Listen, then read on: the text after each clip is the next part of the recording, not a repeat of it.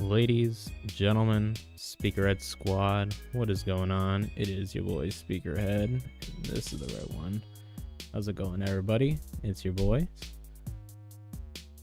Hope everybody's having a good day, night, evening, whatever time period it is where you're at. How's it going, Nightmare? Glad to see you in chat. We're gonna quickly do this. We're gonna quickly pause music so I can switch to this.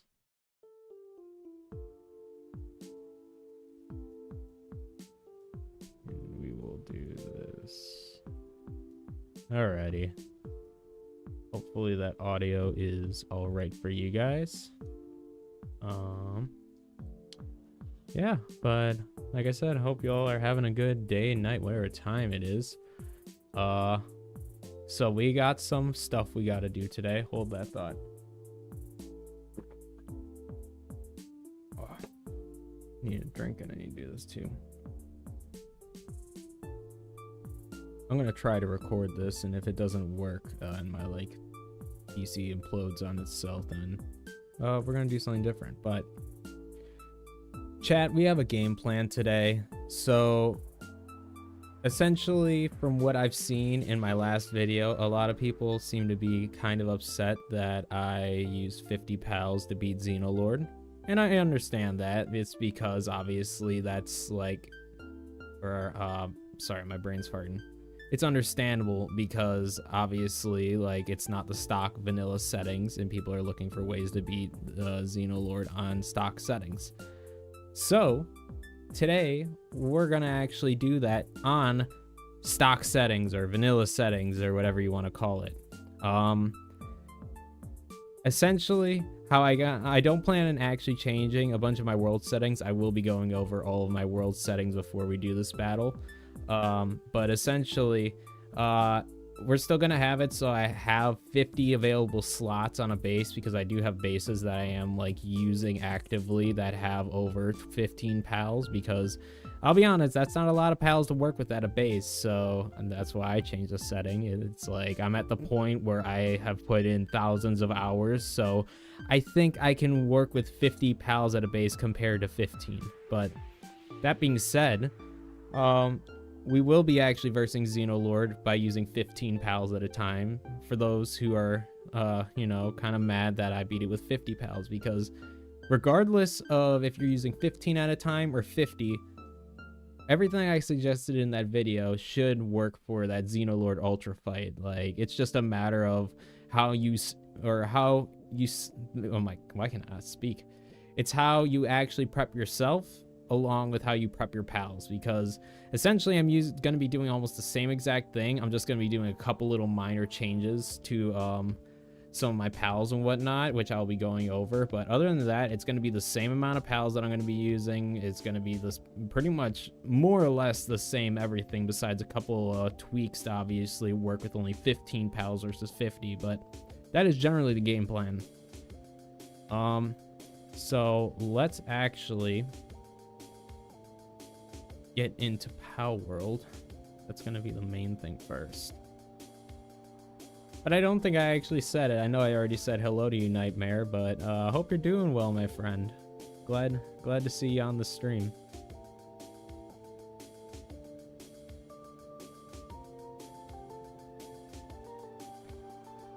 Make sure. See, I gotta always adjust my actual Palworld graphics settings, because I gotta make it so this doesn't implode my PC. I have all textures and everything super high because I was taking background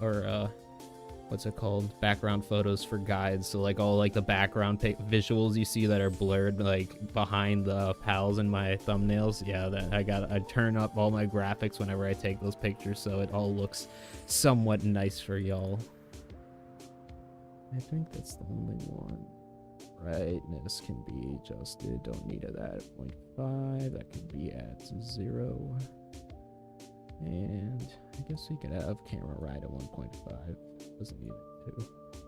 Alright, well, let me do this. Apply these. Let me full screen. Let me F11 to full screen. Let's flip over. Now it is mini-me. What do you think about the new randomizer option in the settings along with hardcore mode? It'd be something I would be interested in checking out. Like, obviously not on like my private world. For starters, the randomizer doesn't even work on like a already existing world. I think it says that it has to be on a brand new world. But I plan on doing a Nuzlocke in the future, so I 100% plan on checking that out eventually. It's just here's kind of like the main thing for that. I gotta make sure, and this is kind of a good test right here, like what we're doing right now, because I'm actually recording this on top of my regular stream. So, point being, I need to make sure that my computer can actually handle recording and like everything, because obviously if I do a Nuzlocke, I'd probably make it as some sort of highlight, kind of like what we're doing right now. But, excuse me. Yeah, long story short, yeah, just want, oh, actually I should make sure. Okay, cool. Because when I didn't start streaming before, like my mic was independently muted and everything, so I just need to make sure I wasn't muted. But I think it's a cool idea to have a randomizer. I know they have 2 different variants of it. One region based, so like just like any pal that can be found in that region can randomly spawn at any like spawn location for pals, and then there's like anywhere randomizer pal, which I think is a cool idea. I think that's essentially like the thing where you'd find like the legendary Pokemon like in the first like grass area during a Nuzlocke. That's like essentially what that is.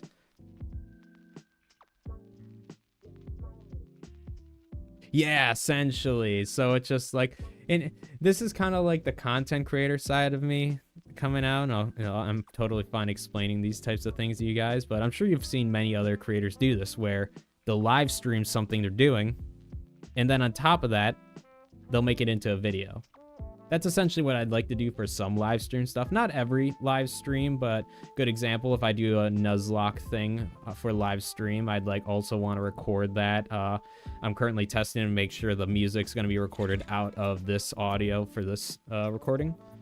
But yeah, it's just making sure all that's working properly so I can actually record a record a Nuzlocke series, or like you said, 100 days series. Someone asked me to do a 100 days series, but I'd have to like, see, that's one of those things where it's like I'd have to be at least a part-time content creator where like I can definitely like 100% dedicate multiple hours to like streaming and then like making videos, because essentially I just make videos and content whenever I can. It's like if I'm busy, I'm busy. If I'm not, then here we are.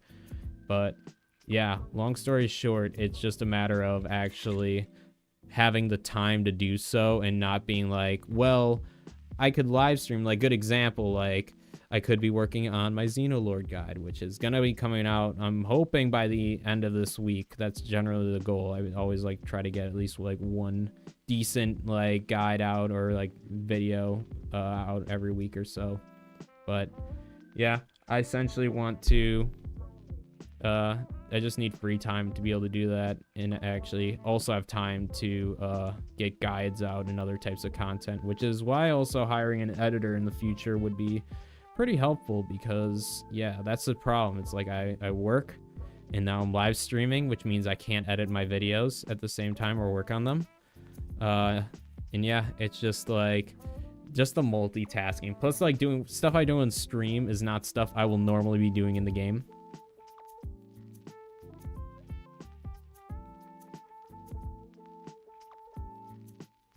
Want to bet in the future updates we'll get a Xeno God pal? I feel like that's kind of what Xenolord's supposed to be, but it wouldn't surprise me. Maybe not like a specifically Xeno God or whatever, but it would not be surprising if like they took a combination of something and like made it a what's it called, like a god per se, or whatever you want to call it, kind of like is it Arceus? My problem is I'm like an old school Pokemon fan, so I know a lot of the Pokemon from like Gen 3 and before, but everything else, it's kind of like a guessing game. But I do think that by the end of Palworld, there will be like a level 100 boss that is like the king of all pals, or whatever you'd want to call it. Pretty much, yeah. I think Space Godzilla, like something like that, like some giant like alien lizard thing. I think that'd be pretty cool. But let's actually get into things. So let's go over my settings first. So here is my new solo world, 2300 days in, you know. But going into the world settings, I do have technically custom settings on, but that is mainly just because I do have some settings changed, but nothing like combat related, and I'll kind of show you what I mean in a sec. So let's actually hop into these. So main settings that I play with that are modified most of the time, if not all the time, are day and night speeds, just because sometimes I make night go a lot faster. I make day usually a bit longer because it's kind of a pain to always have to like need to sleep every 20 minutes, especially when I'm trying to do stuff. Save intervals, it might be changed either way, who cares. I turned down my XP rate. I usually have that cranked up a bit, but at this point with being level 60 or whatever, it really doesn't matter. Pal capture rate 1. Everything else is just stock, standard, normal settings. I have structure deterioration rate down to 0 because I kind of hate having buildings outside of your base be destroyed over time. So I turn that off because it's annoying. But other than that, though, there really isn't much that I change. I do turn down incubation times, so call me a cheater all you want. If I want to get out guides within a reasonable time and not spend literally over double of the time doing breeding and everything to actually get pals to demonstrate for y'all. Yeah, that's why I turn that down, because I already spend an unhealthy amount of time playing this game, so I don't need to spend even more time on top of that playing it. So that's why that's down. Longer days is breeding or good for breeding. Yeah, that as well. Exactly, kind of what I mean. It's just like, it's just annoying to like have my pals like just fall asleep randomly, especially when I'm like out doing stuff. It's like I'm trying to multitask, chat. We got stuff to do, and I don't have literally 80 plus hours a week to spend on the game, even though I already spend like at least 20. I spend already way too much, like I said, on this game. I spend way too much time. So to make my life a little easier, to make content easier to make, that's why I do it. With that being said, the only other like major stuff that I have off is I've turned off raid events because it's just kind of annoying. It's not like it makes a huge difference either way. It just means my base isn't attacked every like 20 minutes or whatever. Other main one that people might get upset about is that I have no drops on death penalty, and this is solely because in almost every survival game I played, even early on Palworld, I don't know if it still really happens as much, but I know that you used to be able to fall through the map and lose everything you had in your inventory, and that was a pain. And like I said, that happened on like every survival game I've ever played, and I've lost good stuff every time. And just to be 100% honest with you, I don't feel like remaking 4 legendary quad launchers, because that's really annoying. It takes up a lot of resources that I don't want to mine again and farm. So that's exactly why I have no drops on, because yeah, I just am tired of stuff in survival games falling through the map when I die. So yeah, we're just not gonna have that happen. And then the only other major ones is maximum number of bases. I've turned that up because, once again, at the point where I'm at in the game, I just need more bases. I need more bases to do stuff, to test things, etc. It just makes my life a lot easier. You can definitely make a like base setup with like stock settings, but that's how I roll.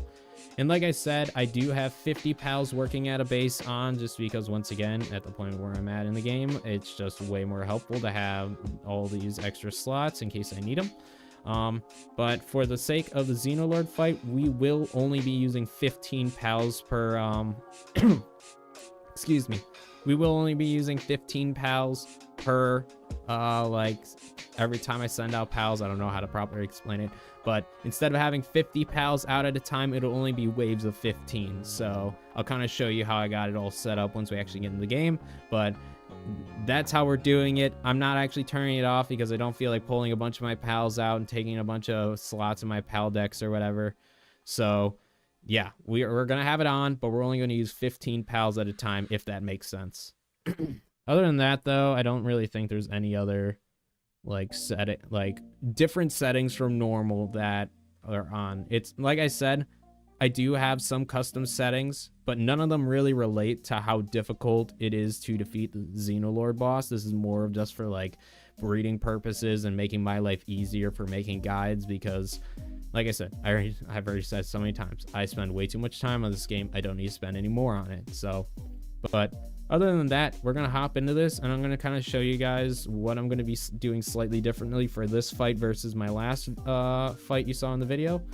And other than that, yeah, we're going to fight this guy, and we're going to beat him. Again, to show you guys that it really doesn't matter if you're using 15 pals at a time or 50 pals at a time. If you just know what you're doing, you can beat this boss.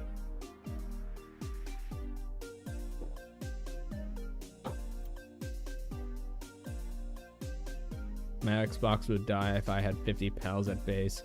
Yeah, it's like, that's the thing. It's already like, to be 100% honest with you, it already is difficult sometimes depending on how many pals I have at base, because it really does kill frames. So it's like, even though I have 50 slots, most of the time I don't actually have 50 pals at my base. It's just more or less, it's like, oh, I need to like send out a merchant and I need to make sure I have room for them. It's just nice to actually have those slots open.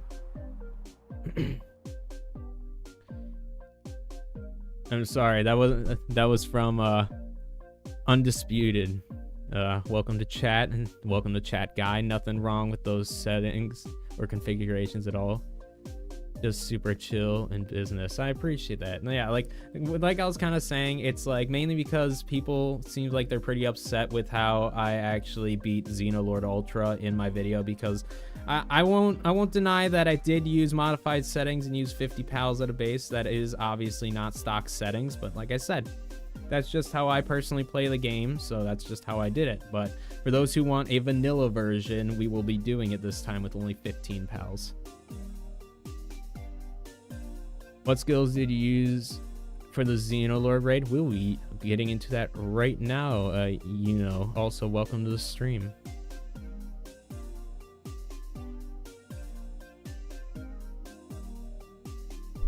Is Jignus still the go-to for raids? I don't really know about that. Personally, I don't see that as, like, if you're talking about Yormantide Ignis, I don't think he's a good one for raids, just because he's a fire pal, and what's it called, Blazemut Ryu's a fire pal. Fire doesn't really have any boosts against dark or dragon, which are like the other types for the raid bosses. So personally, I mean, I'm sure they'd be fine, but my general go-tos are just regular Yormantide for Blazemut Ryu, Jet Dragons for Bellinor, and Bellinor Libero, of course. And finally, when it comes to Xenolord, obviously I've gone with Bastigors, but the reason why I've gone with Bastigors mainly over Frostallions is solely for the reason that I know technically Frostallion can get legend onto them, but because they're so limited on their breeding trees, like you're not able to get stuff like Siren Out of the Void onto Frostallion compared to Bastigor. So that's why I personally went with Bastigor, just so you can get like legend and Siren of the Void. But it's kind of up to like the players to decide which ones they personally prefer. They're both good pals, but I will show you guys what we'll be using for this.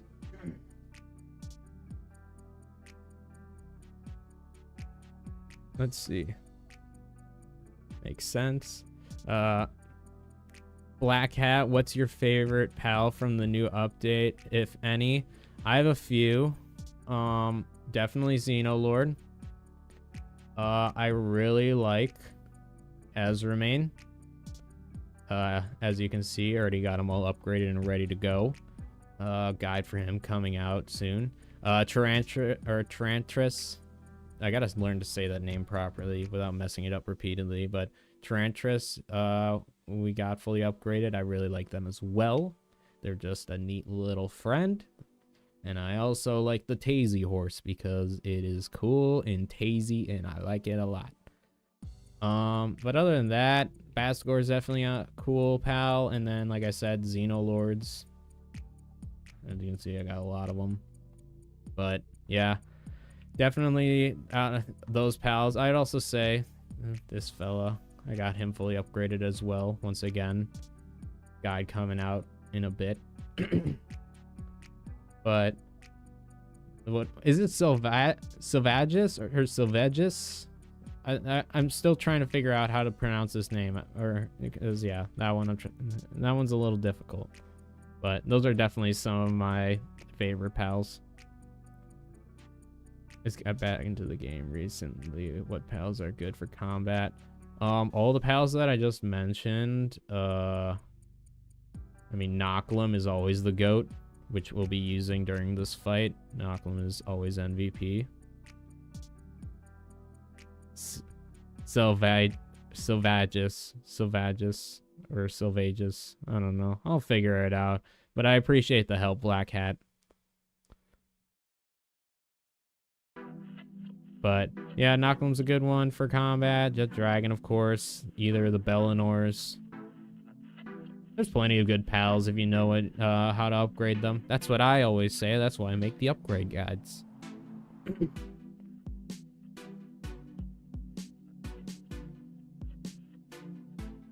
As Remain reminds me of Zebstrika from Pokemon. I kind of know what you're talking about, but like I just was talking about, I'm like an old school Pokemon fan, so I only know like generations 3 and below, or 3 and earlier. So I don't really know much about that. Can you make a guide for regular Xenolord raid? Guess what? That's what we're doing right now. Sorry, that was dumb, but that's literally what we're doing right now to kind of prove my point. We're multitasking, chat. We're gonna be making a stream highlight. I don't have chat on screen. I hopefully will figure that out. I'm just lazy, but hopefully I can get you guys like below, not where my crotch is. Well, kind of where my crotch is technically, but like below where my camera is, so that way we can have like chat running on screen. I just actually have to get like proper moderation, so if anything inappropriate is said, I can actually have moderators to not have that on my stream and video for future content.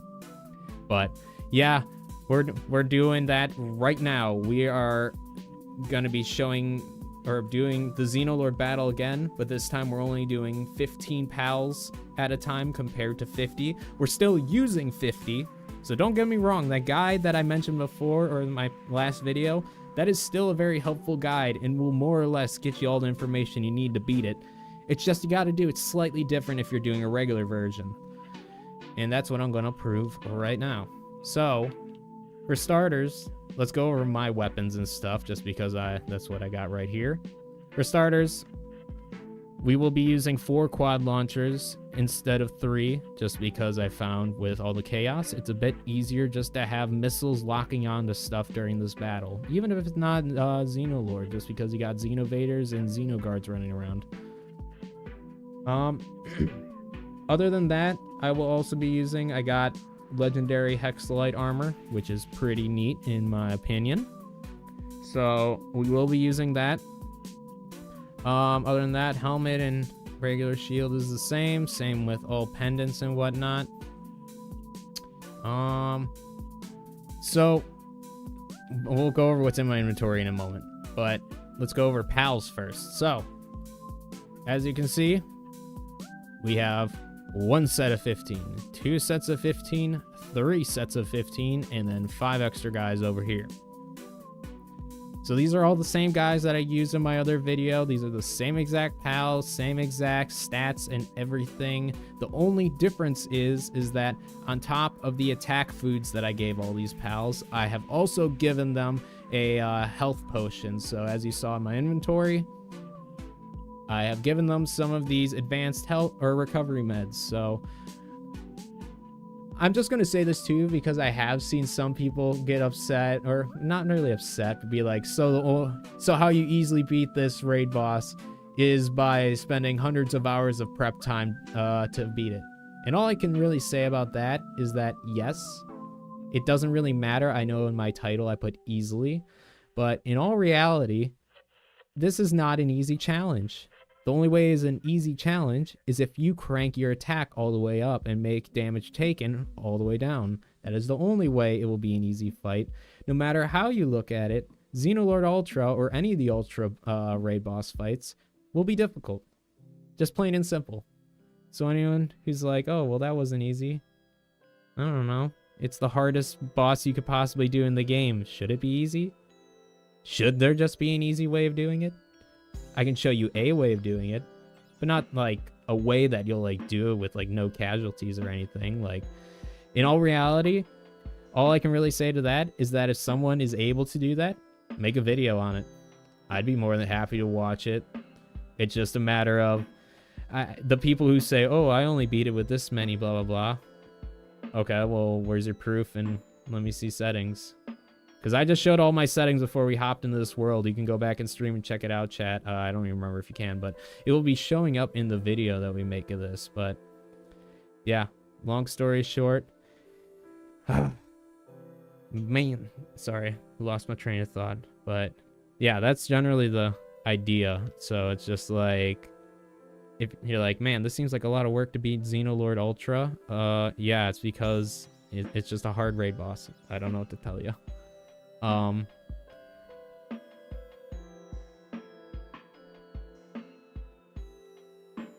Silver edges, yeah.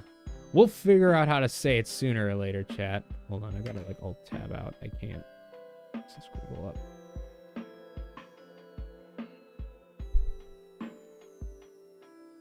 Still gotta do the raids. They're difficult, but I believe in you, Undisputed. Gen 5 for Pokemon. Thank you, Nightmare. I will have to look it up. Once I see a picture of that Pokemon, I'll know exactly what you're talking about. Yeah, I was gonna say Black Hat. It's very nice to have another like really good electric pal. I love electric like types in all games, so having another electric type pal that's really powerful is awesome. Plus, he's a really good ground mount. I'd personally say one of the best.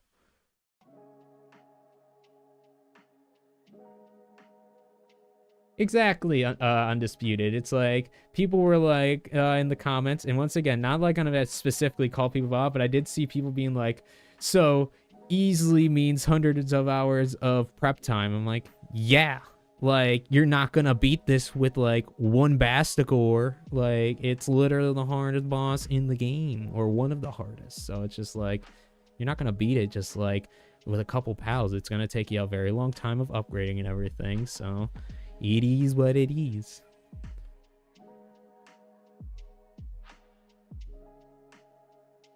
It's the same as breeding a mutated Rex army for a boss. Exactly, just like an arc. It's just like, it doesn't matter. There's not gonna be a simple way, unless there is a game-breaking bug to beat it with like one shot, like in like old video games and whatnot. Like, there's no way of just simply beating it. You know what I mean? So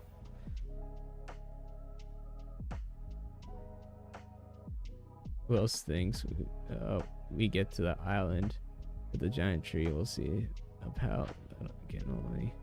I think that would be interesting. Yeah, maybe there like it only spawns once in the game or something like that, or like they make it so you can kind of like the, once again going back to Pokemon, kind of like the old Pokemon games where it's like, oh, you've been given this one Master Ball, and so you better use it wisely, and you just get one of these in Palworld from like a random messenger of love or something, and then all of a sudden you just like get like the Omega Sphere that is 100% catch rate, but you can only use it on one pal, and then like you said, there's a pal like that.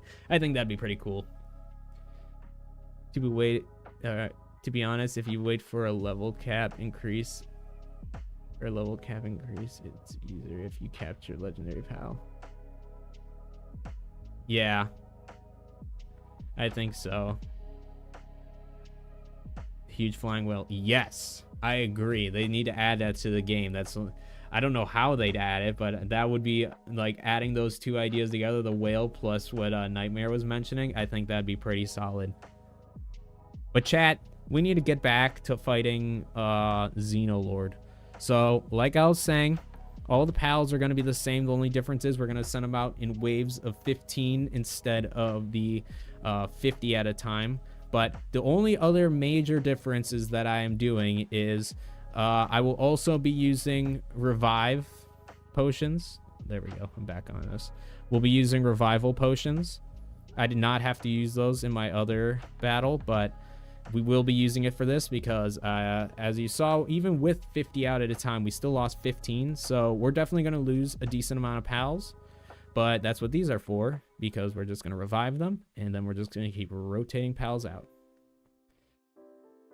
And then the only other thing that I have done that is different is that I have officially finished upgrading everything in this. Well, not everything, but all of the attack ones. This was the last one I was missing before, was the medicine production attack boost, but now we officially have it. So that's also added. So we get an extra 2% attack boost, chat. Look at us go.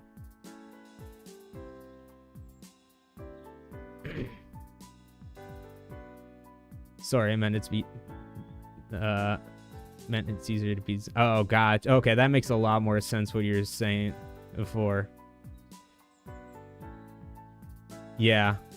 It's like, let's just say the Xenolord will get easier as the levels go up. It's just at the moment with the level cap, it's still a difficult challenge. Like let's just say this, once you get level 65, and if they add any sort of extra upgrades, like your pals will definitely be 50, will be more than enough to easily do this. But once again, that's also why they added revive potions as well, so that way you could revive your pals and not have to wait like 10 minutes. I'm assuming that was added specifically for tower bosses and then raid bosses. That's like the only two main reasons why. Like obviously they're just kind of useful, but for those two specific reasons, that's how I kind of see them being used most of the time. But chat, I will also mention the other very last thing that I'll be doing differently compared to this fight is I will be using 2 Knocklims. I will have 2 Knocklims in my party, and instead of 3 Demuds, I will have 2 Demuds and a Gobfin to give me a little extra attack. Also, as you can see, based on their passive skills and just like upgrades in the statue power, this guy has a few upgrades. It doesn't really matter. I honestly was thinking about taking these pal souls off them, but essentially you do not need any sort of extra upgrades for these guys besides just their partner skill upgraded in a pal condenser, because that's the only thing that is leveled up. Like leveling up their attack stats and whatever does not upgrade their partner skills. So when it comes to like boosting or using these guys that was like boosting pals, the only thing you need to focus on is condensing them in a pal condenser. I have a name for that pal. Pal Arceus. I don't know if they'd go that close to a similar name, but I think that would be, I think something along those lines, like essentially taking like pal and then maybe like another word for like god or like a god or whatever, and just like putting that in like combining with pal or something. I think they could easily do something like that for a name, but I hope they do add that whale. Like I hope it, for those who have played Ark Survival, I hope it's like the giant turtle that is in the Fjordor. Is that how you pronounce it? Fjordor update a couple years ago, when that turtle, actually I think it was technically like added slightly, I don't fully remember. The point is there's a giant turtle you could literally build a base on, and I love it to death, and I hope that's what the whale is.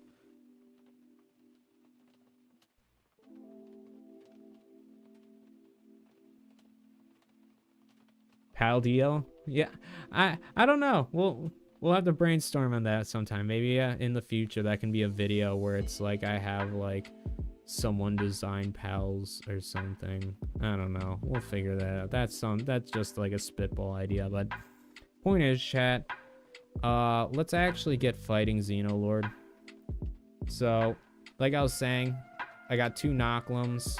Do I have my glasses on me? I do.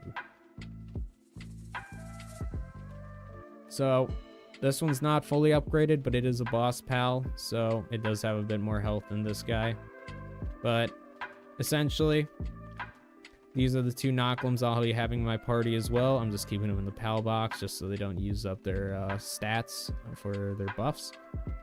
But for once, I forgot who asked that earlier in chat, but for active skills for my Frost Aliens, it's double Blizzard Spike, which I believe you get like at 58 or 60. I think it might even be 60 or level 60, but long story short, same as in the video that I just posted, double Blizzard Spike, Diamond Rain, and Blizzard Spike. So those 3 for my Frost Stallions, and then for my Bastigors, it's going to be Glacial Impact, Diamond Rain, and Blizzard Spike.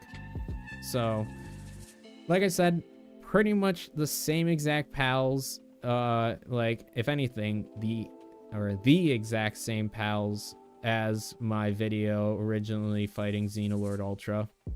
The only difference is, like I said, we just have it separated, so we'll be using 15 at a time. And hopefully it won't be too bad. I mean, I was kind of doing some testing. I think we'll be a-okay. It's just a matter of making sure that... See, the key is, honestly, and this is like a tip for anyone who's trying to do the raid boss, it's a matter of pulling out your pals when they die, so that way you're able to actually... Because the only way you can use the revival potions is if you have the pals in your party.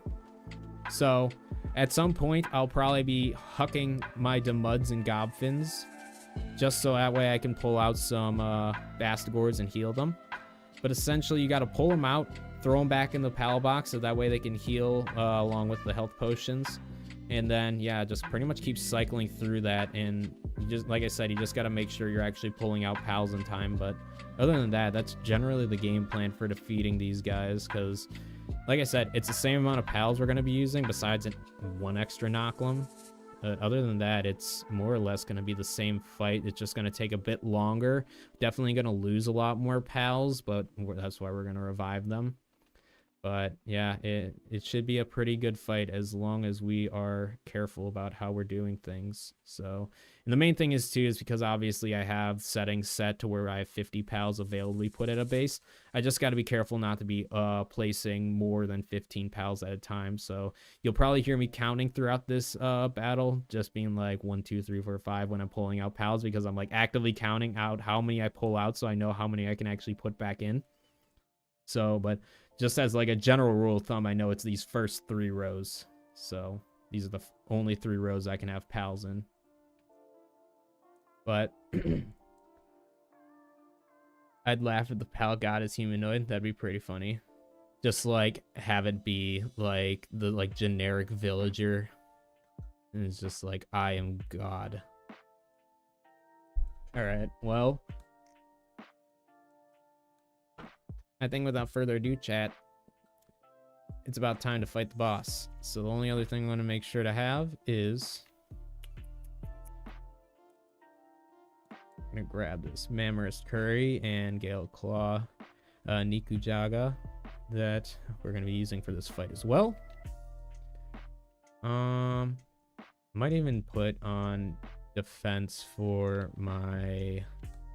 what's it called? Knocklems. But let's teleport over.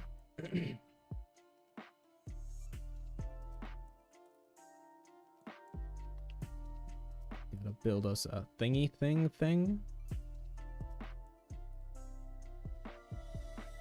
If I can actually hover over it, as you can see, my controller aim is terrible. Let's do that.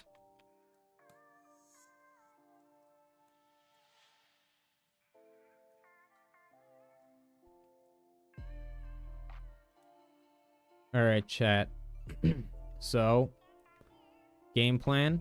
I'm going to quickly switch music before we actually do this, because I feel like fighting this Xenolord with lo-fi is a little weird. So we're going to switch to some more upbeat music. And then we're going to send out our pals and fight.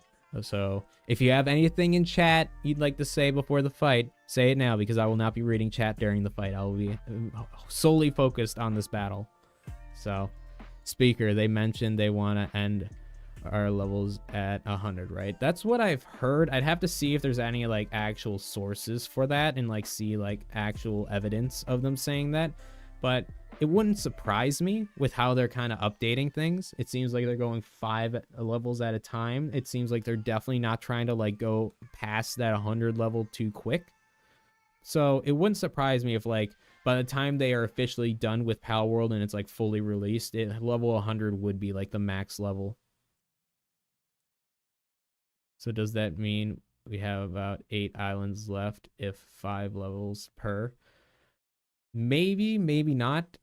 It's honestly going to be more depending on what they decide to do, because they could also For starters, I don't think that every island is going to be as big as Sakurajima and like or not Sakurajima. I don't think that it's going to be as big as Fabric.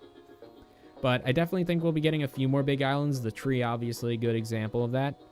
And then, I don't know.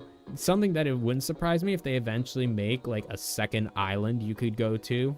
Or like even just like a randomized island like thing. I don't know how they'd properly do that. But like, long story short, have like different variants of the island for you to explore. Maybe with like some of them have different pals and stuff, and then maybe you could like transfer pals from the pal decks or something. They'll make like some specialty pal box that saves or something.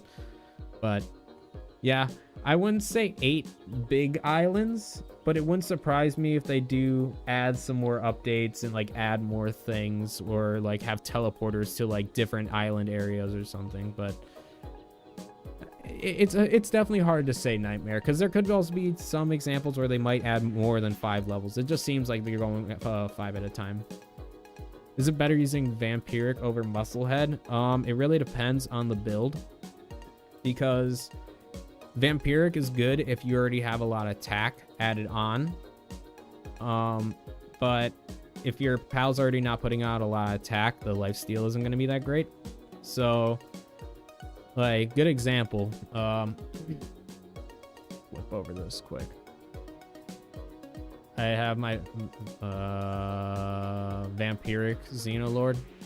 So, like, this is what I would consider to be a pretty decent passive combination for Xenolord with Vampiric, just because he has Demon God, which gives him 30% attack boost, Serenity that gives him an extra 10% attack boost, plus he gets that 30% cooldown on attack, so he's attacking more frequently, which means he's getting that lifesteal more frequently. And then finally he gets that extra 30% attack boost, which I'll be explaining more. I've got a lot of comments about why I use like Invader over like stuff like Musclehead. There's a reason for it. I have kind of explained it wrong in guides, but in my Xenolord guide and further on guides, I will be explaining it properly. But essentially, it'll add an extra 30% attack boost on top of the already multiplied attack. So like that 1988 that you see, that'll be multiplied instead of the just like base attack of them, which is here. I'll use my controller because I forget which button it is. But so for those who are curious, this is how you see the base attack of any pal. So what Musclehead and Demon God and Serenity do is it multiplies that base attack number, and that's how you get that bigger number of 1988. But what Invader does is that it'll take that 1988 number, not the 1420 number. It'll take that 1988 number and then add an extra 30% onto that, which will give it an even bigger attack boost, if that makes sense. But essentially, because of all that extra damage increase, Vampiric is a very useful skill to have on them. But if you're building something with not a lot of attack speed and you're going to have some really high power or some like powerful moves that take a lot of cooldown, Vampiric's kind of a tough one to add on. I wouldn't say it's perfect for every pal. Pals that already have lifesteal, such as Fellbat and Lovezander, those would be fantastic pals to have Vampiric on. But it really just depends, to be honestly.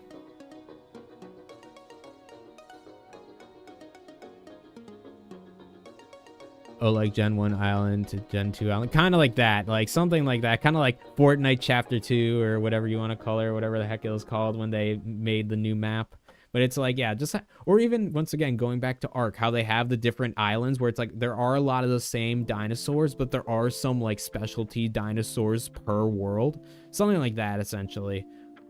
Like, good example, how we were talking about, like, one special pal you can catch on this island. On that separate island, there'd be a brand new, like, one type of pal that can only be found once on the map and only can be caught once. Something like that, where it just, like, keeps it fresh and has...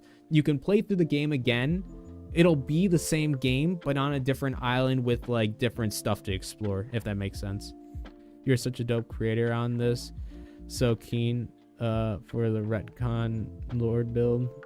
Hey, I appreciate that, Frank. It's really kind of you to say. I try my best to be as knowledgeable as I can, but like I always say too, I'm learning the game along with you guys, so it's like if there's something new I learned that either I was saying incorrectly or I just like never mention in my videos, I'm more than happy to share that with you guys, because if I can make your lives easier for playing this game, I will. Also, if you guys see me always looking over this way, it's because that's where chat is, if you guys couldn't figure that out by now.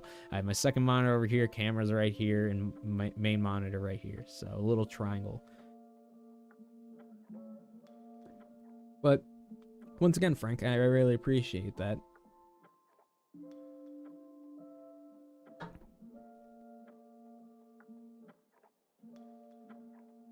That too. Or it's like once you you could even have it where it's like once you beat the game and like capture that legendary pal, or once you hit level 100, it can be like, oh, do you want to restart the world, but everything is now like level 100 and 200 and it's like way harder, something like that. I don't know, something. But chat, we're getting sidetracked. We gotta fight Xenolord. See this guy on screen? We gotta fight him. Alright. Like I said, I'm not going to be paying attention to chat for a few minutes because we do need to focus on this. I actually think I'm going to sleep so we have a fresh day we are working with.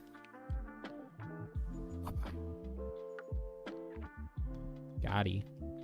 I mean, it's kind of like lock on, but either way, Gotti. We're sleeping for the new day, and then we're fighting Xenolord, chat. And this will be my quote-unquote official guide for vanilla version, because we're making this into like a video. Let's sleep. And then the only thing we're gonna do is we're gonna grab... I think we're not grabbing anything. We're just pulling our pals out of the box, and then we're fighting Xenolord. And actually, I gotta grab a tablet as well. We have one tablet left, chat. Obviously, we have a lot more of the regular ones that I can just farm and get some more. But we have one of the Ultra versions left, so let's make it count. Also, we need to get this hat because I kind of lost the original one. It's somewhere in one of my chests, but I have zero clue where it actually is. So, like, yeah, I need a new hat.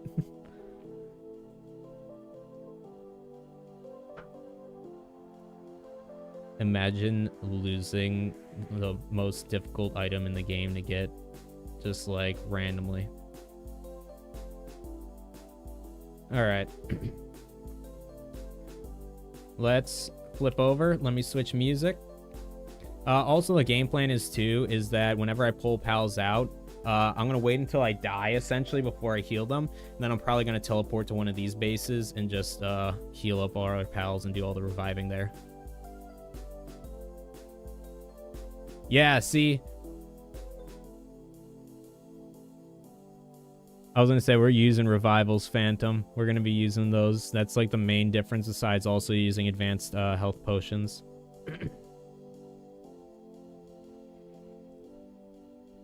Will you teach us how to build a base like yours as a guide one day? I definitely can do that, Juanito. I do plan on doing a live stream building a Japanese-inspired base, since we have all these cool building structures. I've already been fiddling with some of them, and I think you can make some pretty cool stuff. So we're definitely going to be using this along with all these other building materials to make some pretty cool stuff. So I don't know about a full-on guide. To be honest, I just don't know how to properly structure that. But if I figure out how, I will make one. And at minimum, I will definitely be, I will at minimum be doing a stream kind of showing off like some building techniques, so. Oh, for the hat. Oh, that's right, you could. Let's see. Let's see if it's even at this base. This is just like... I totally forgot this thing existed, by the way, Phantom, so thank you for reminding me. It's just been living in here, and I just don't use it. Xeno. Nope, not at this space. It's somewhere, chat. I promise. I think.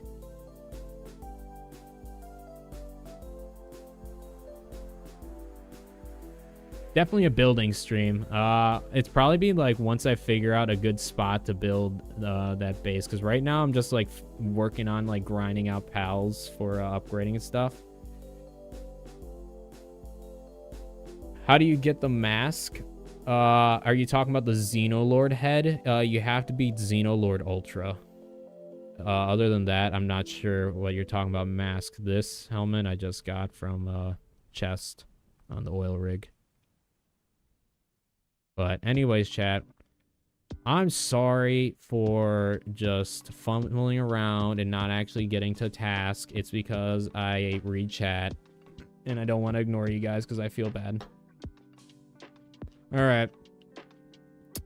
Let's switch music. So this is a little bit more exciting and intense and all that good stuff. We're going to start with this and then we're just going to go down the line and hope this playlist doesn't suck. By that, I mean it doesn't suck, because if you enjoy any of the music you hear during this video, or aka stream, because that's what I always say, all part of the DMCA free music label Speakerhead Studios. Support the channel, take a couple listens to any of these songs if you enjoy them, really helps out. Alright, chat. Let's do this. So, let's grab our Knocklims first. And we're going to start with this wave of pals first, okay?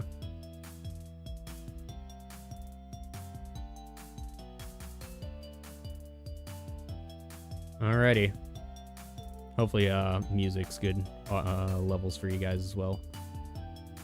Alright, you guys are doing that. Let's just place this, and let's also just speed run, because I want to make sure that you guys are actually doing what they're supposed to. And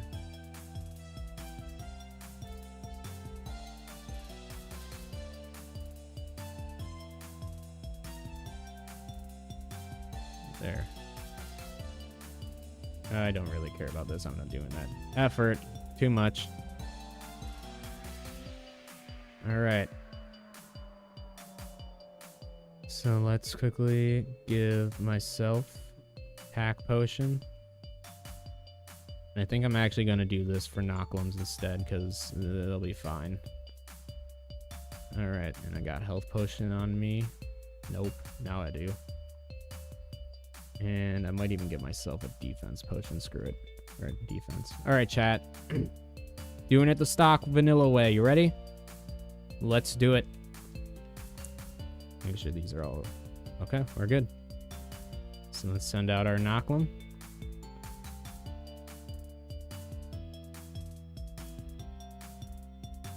Let's do it.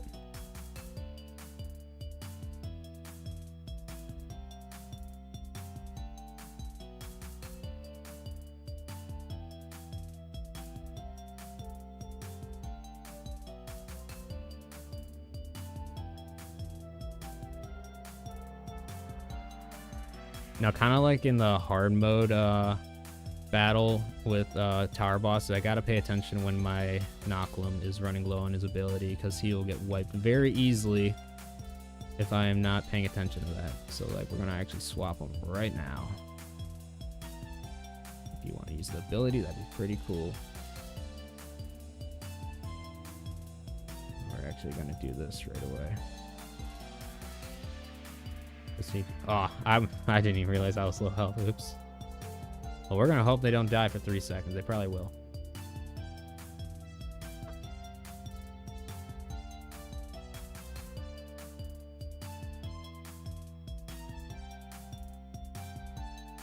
That's about what I was expecting. 1, 2, 3, 4, 5, 6, 7, 8, 9, 10. 1, 2, 3, 4, 5, 6, 7, 8, 9, 10.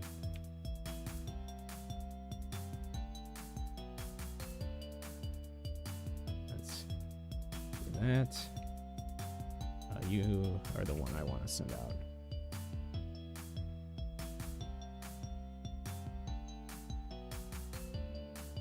Ow, that is melting me. Ooh. Ooh, Nelly.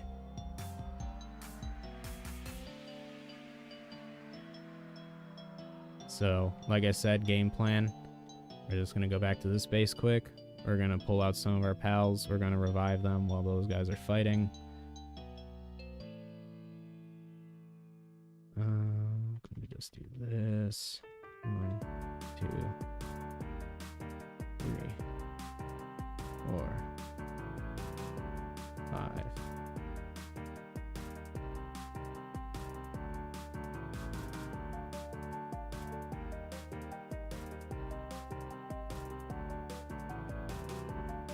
Alright, plus this gives me a second to get my health up, so...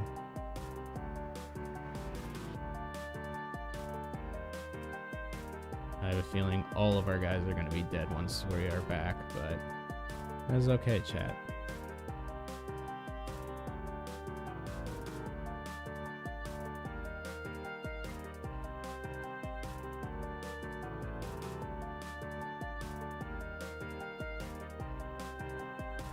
We back.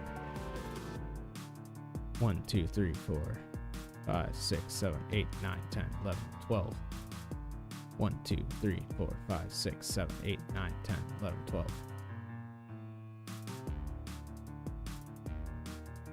Use your steel guard so you don't die, please.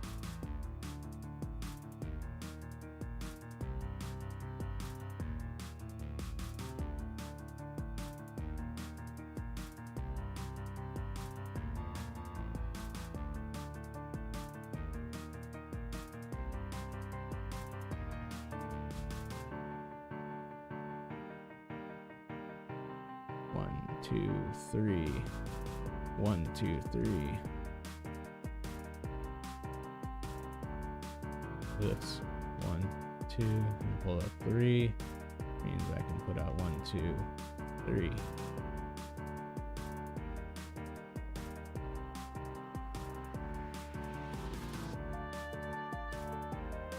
Ow. Ow. Leave me alone. Leave me alone.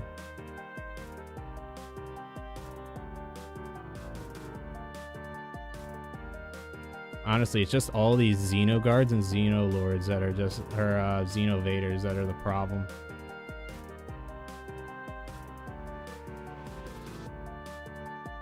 Go away, leave me alone. Dang it. Like I said, this will be our opportunity to quickly go back.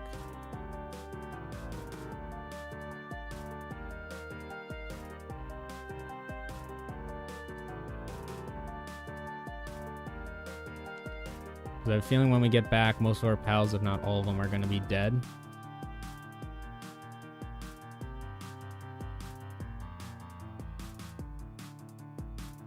I want to make sure our boss ones are taken care of. Oops.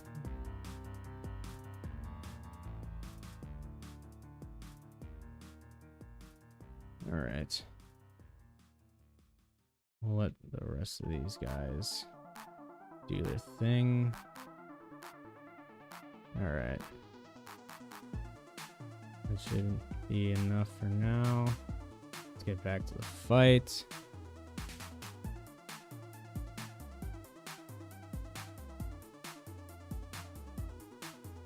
One, 2, 3, 4, 5, 6, 7, 8, 9, 10, 11. 1, 2, 3, 4, 5, 6, 7, 8, 9, 10, 11.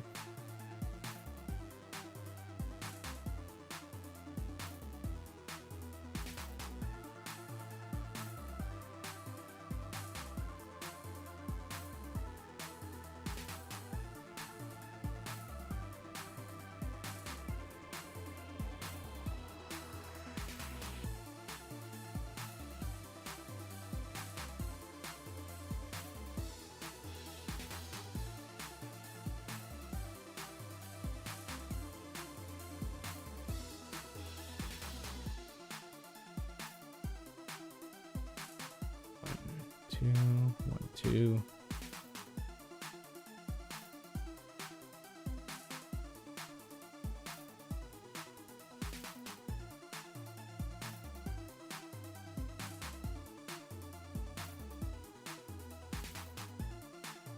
Come on, boys. We're almost done. 3 minutes left, only 300 something health.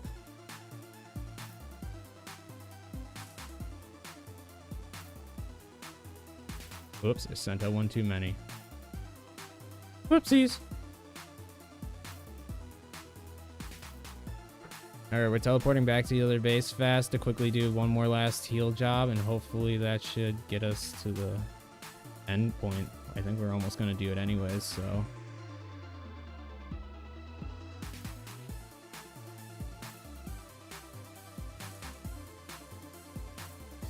Alright, I need to do this somewhat quickly. We're on a time crunch.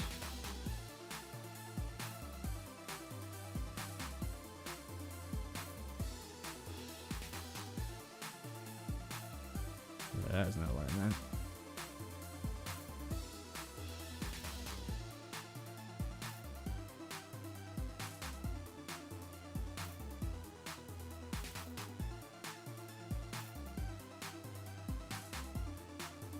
We're going to just give you a health potion. Not really trying to dilly-dally, but I want to kind of get these guys over here, whatever. I gotta teleport back over. Let me do this so I at least got a quad launcher loaded. Alright. We're gonna just pull guys and we're gonna send them out. Oh god. I can already feel I'm being attacked. 1, 2, 3, 4, 5, 6. 1, 2, 3, 4, 5, 6. Where even is he? Oh, there he is.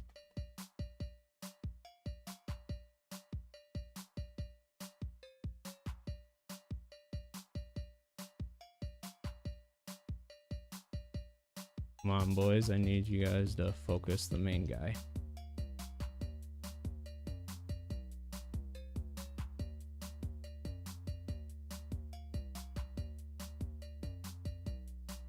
There we go.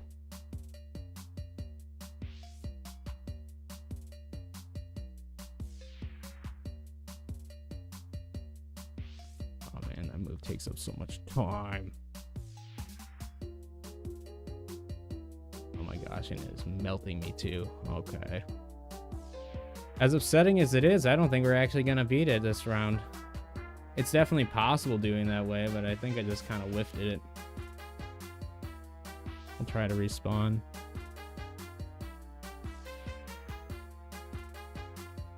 Oh, that is not good timing. Yeah, we whiffed it, unfortunately. That's upsetting. I kind of got it all prepared just for us to beat it, and now it just we lost. That's upsetting.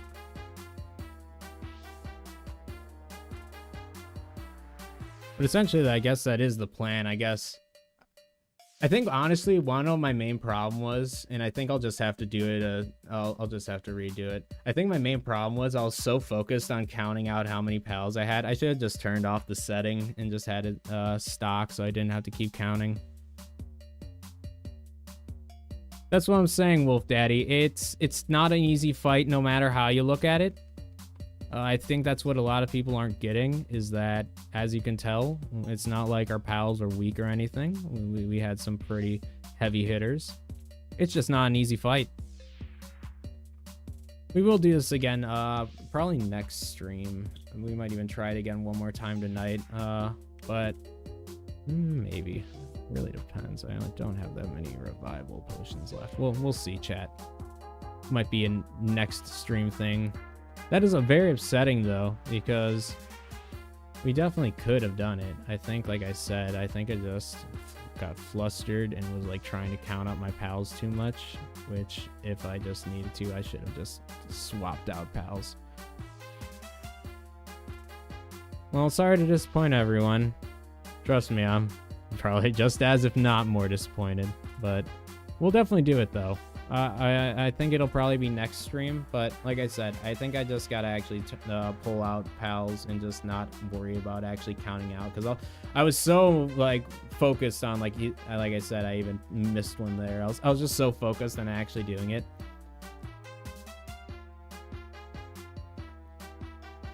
I wouldn't say that.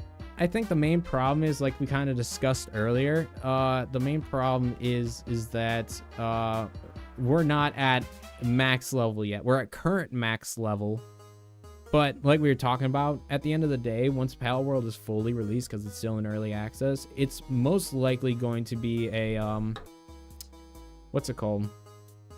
It's mostly gonna be like a level cap of 100 or something.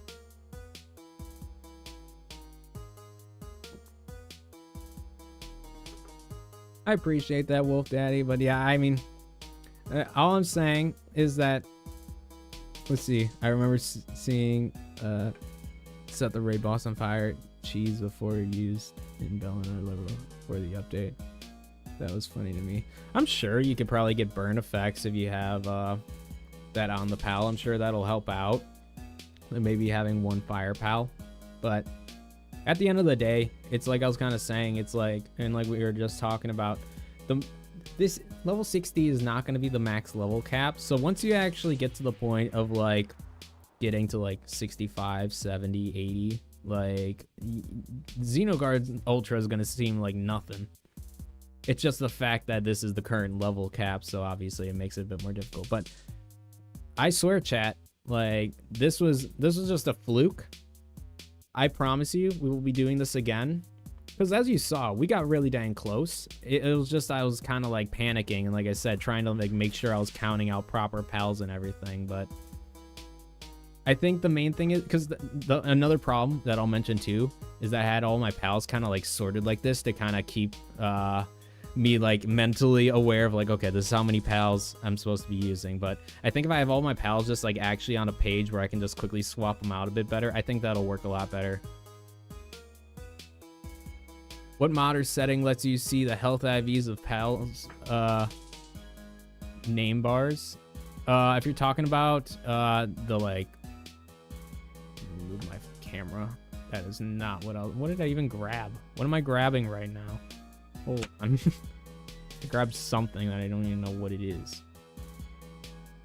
What is this that I'm grabbing? I don't want this. I want my face there. Thank you. If you're talking about these little stats on the side, the little hundreds, you just wear ability glasses. So these bad boys, you unlock them. Okay, what is happening? I guess they're going there now. But they can be unlocked at level 34 in the technology tree.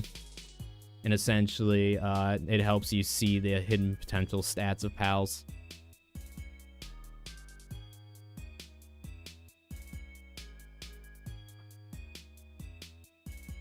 But like I was saying though, chat, I promise next stream we will officially be beating Xenolord Ultra. I think all I gotta do is get a few more revival potions. I do have a few extra at my base, plus some extra recovery meds, but I agree, Nightmare. It is really annoying to have to like switch them out on and off. It is a pain.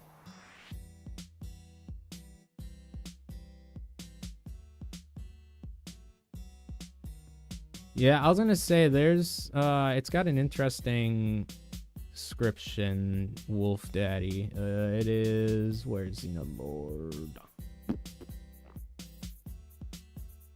Destination reach, priority, location, identity, supersonic dragon. See, I think that might be what Xenolord's supposed to be, because it like builds up speed. But note conquest deadline exceeded by error. Update, no conquest traces found, neutralization confirmed, commence elimination protocol, staff memo, refrain from forgetting or consuming critical data. Definitely an interesting thing. No problem, Michael. But like we were saying, it would be nice if it was a key item rather than just like an accessory you put on. I just hope they add more. Oh, there goes the camera battery. But I also hope they add folders to the pal box, and I'm hoping they just add more slots because I'm running out of room, and for breeding guides it is actually a nightmare because like essentially I just fill my pal box full with any of the pals that I need to like smash down, and with having so many pals and not a very well, it's a big pal box, but for the amount of pals we have now, it's like, yeah, I don't have room no more. So but I think the game plan is though, chat, we're definitely doing the oil rig. That's definitely happening. I'll show you guys how to do that and kind of give you a general explanation. Damn, not gonna lie, I'm actually really disappointed we didn't defeat that Xenolord that way. Like I said, I like chalked that all up to me just like focusing way too hard and making sure I didn't throw too many pals. I just need to make sure, or what's it called? I just need to like turn on that for that specific fight, just the 15 base pals, so that way it can be done the vanilla way. Because I'll turn on my camera again and say it, but in a survival game, if you're playing on a private world, it does not matter how you play. Obviously, some ways will make it much easier, but at the end of the day, it is your world and it is your time to enjoy. So anyone who's like, oh, well, you're cheating, suck it up. If it was cheating, it wouldn't be in the game settings. That is all I'll say on that matter. But long story short, we will be beating it the quote-unquote vanilla way. Mark my words, chat. But let me go grab a camera battery. They should add an auto send out pals for raid. I agree, kind of like it's like the expedition thing where you just have like 100 pals like set to like spam out or something.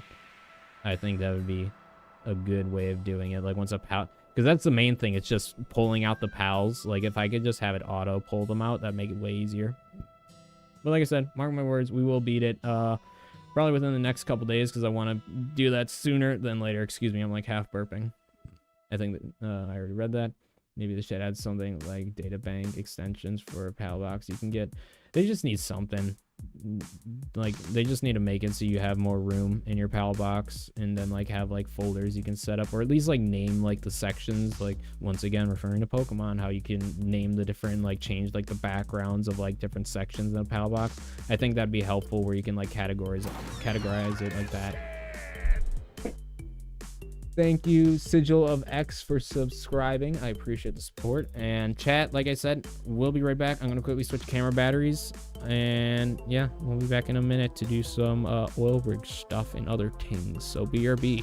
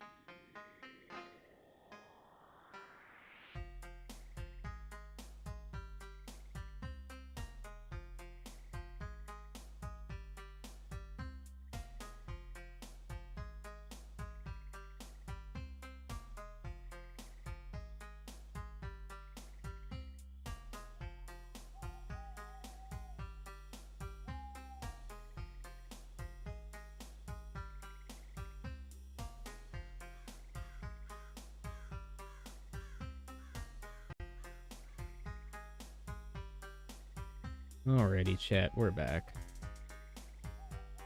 Hello.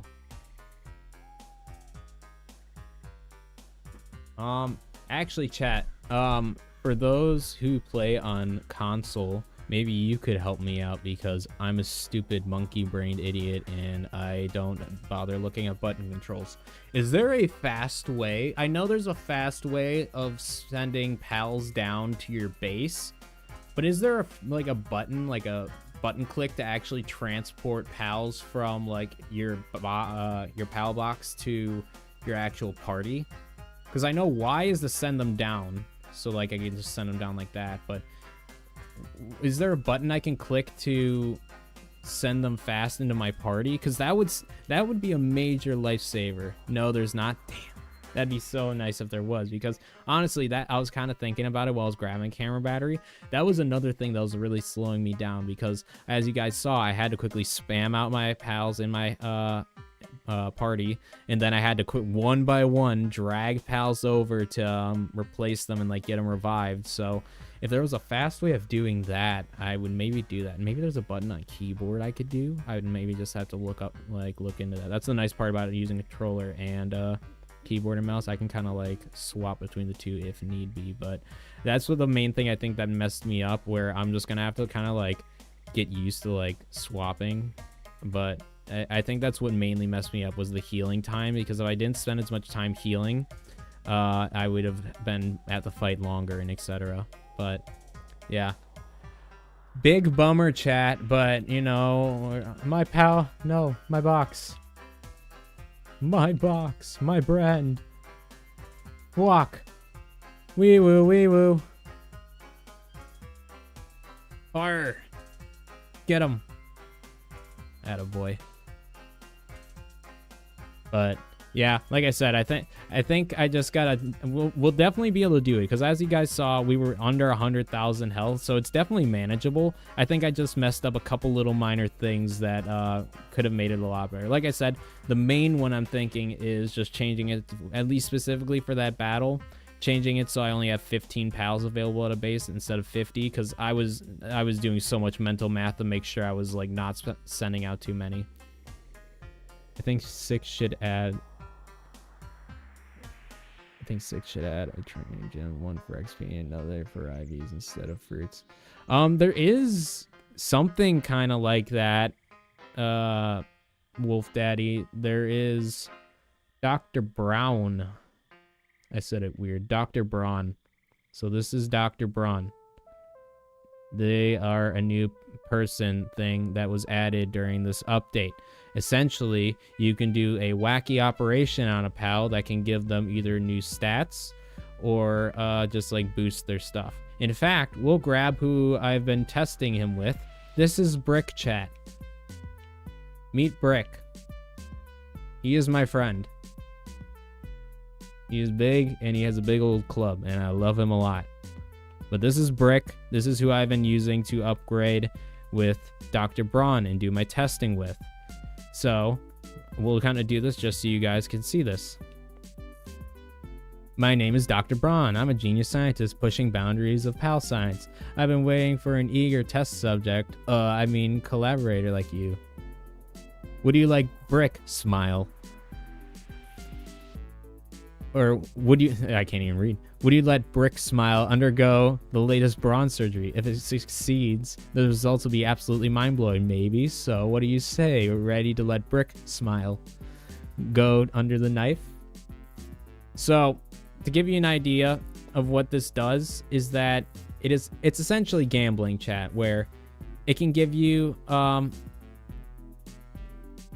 I have no idea, to be honest. I didn't name him that. That's I'll show you where to find Brick if you would all like your own Brick to add to your pile. But he's just an NPC that's on the map, and that's just what his name is on the map. And I'm like, Brick, I like it. But like I was saying though, what this Dr. Braun does, it's like a gamble where essentially it can give your pal a 15% or 15 points boosts or a 15-point boost in their IVs. But if it goes wrong, it could also take away 15. So It's a gamble. Also, it can give passive skills. I don't know if it can take away passive skills, but I know it definitely can add passive skills. I don't know if it can add passive skills to ones that already have 4 slots, so that's what I'm still testing. But so we can breed humans in pals for better passives. This is the only way you can quote unquote like breed passives onto humans, because you can't actually like throw them in a breeding farm. But yeah, with Dr. Braun you can. But let's click undergo. If by some twisted miracle the surgery goes wrong, Brick can end up with a permanent, irreversible, and absolutely terrifying side effect that'll haunt him for the rest of your life. But I know you, my trusted partner in science, you'd still be all in for the sake of progress. And in for the sake of progress. Can't read. Leave me alone. I'm dyslexic and illiterate and both. But we're gonna go. Here goes nothing. Let's get started. First, the state-of-the-art transformation rate. Click, click. Oh, these readings are, well, no problem. See, and then as you can see, stat values have changed by plus 15. Technically, he's already at max, so it won't really do anything, but... Oh, you're awake. What a marvelous hue and unique look. This is my greatest masterpiece, a historic work of art completed. So sometimes it can give good passives. I think it originally gave me ferocious, and I've seen on some posts apparently is given some rainbow ones that are like just randomly able to be found. But apparently he can give some pretty decent stuff. So what my recommendation would be is to get a Yukumo. If you're trying to get any sort of human with passive skills, get a Yukumo with the passive skills you prefer, and just go keep hunting down that human until you can that sounds really wrong, by the way. But you essentially keep hunting down that NPC until you find one with the passives you prefer, or close to the passives you prefer, and then from there you just use Dr. Braun to hopefully get some better stuff on them. That'd be my recommendation. Plus you can upgrade their stats with Power Fruits without actually having to use Power Fruits, so it's nice.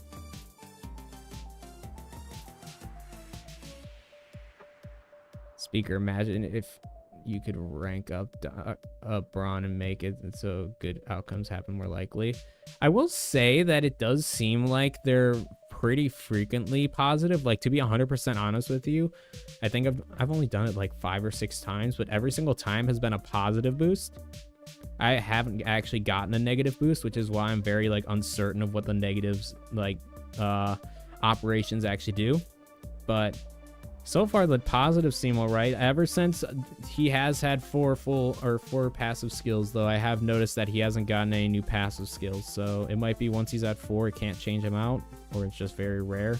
But long story short, yeah, I don't know. I think it's an interesting new way. It's definitely like a good once a day thing where it's like if you have pals that like you want to upgrade, like good example, humans are the greatest example of this, just NPCs that can't be like bred for passive skills, and like you want to upgrade them, but you don't want to like actually like waste resources upgrading them. Like Dr. Braun's a pretty solid way of doing that.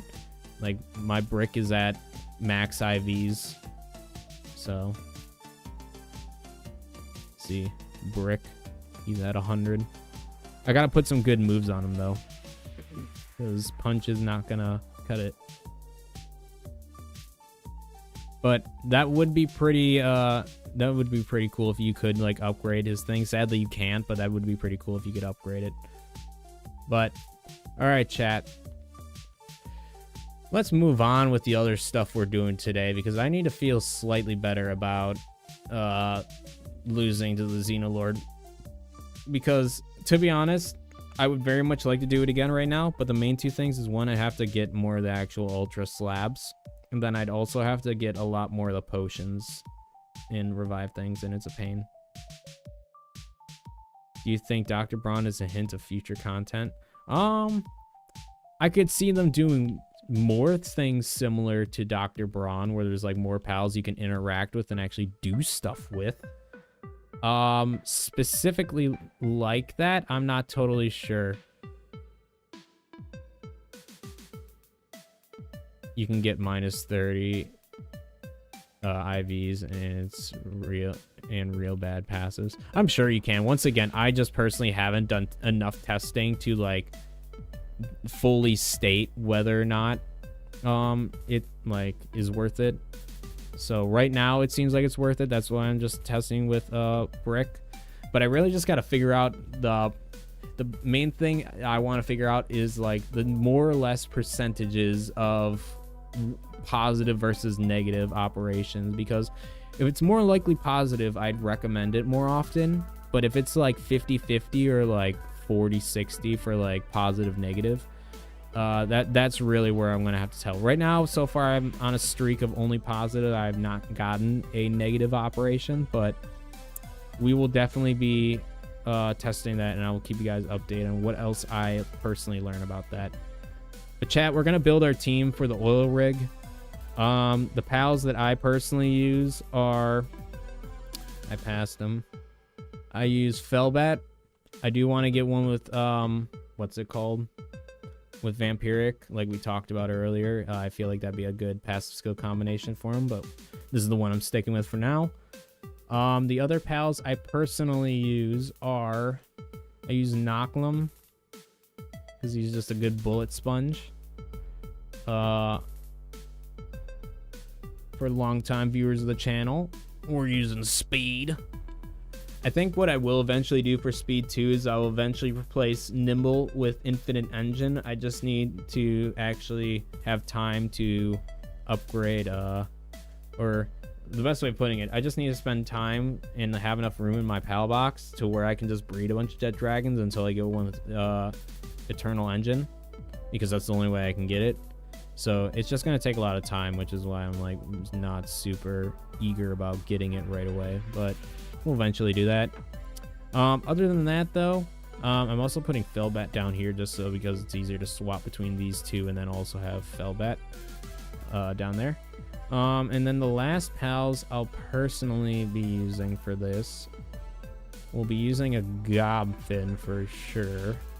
We might grab 2 Gobfins, to be honest with you. Because essentially all you really need, you need a fast pal to get you over to the oil rig without killing you and your pal. You need a bullet sponge, which is why I always recommend Nocklum. And then you need a pal that can help you get lifesteal so you can heal. That's like the main thing. Also, having any form of guided missile launchers is going to be a major key to doing the hard oil rig.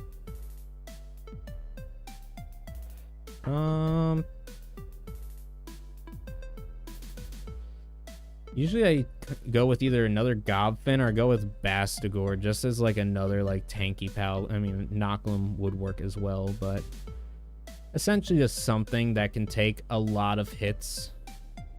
We'll go with 2 Nocklums, just because I like their partner ability a lot.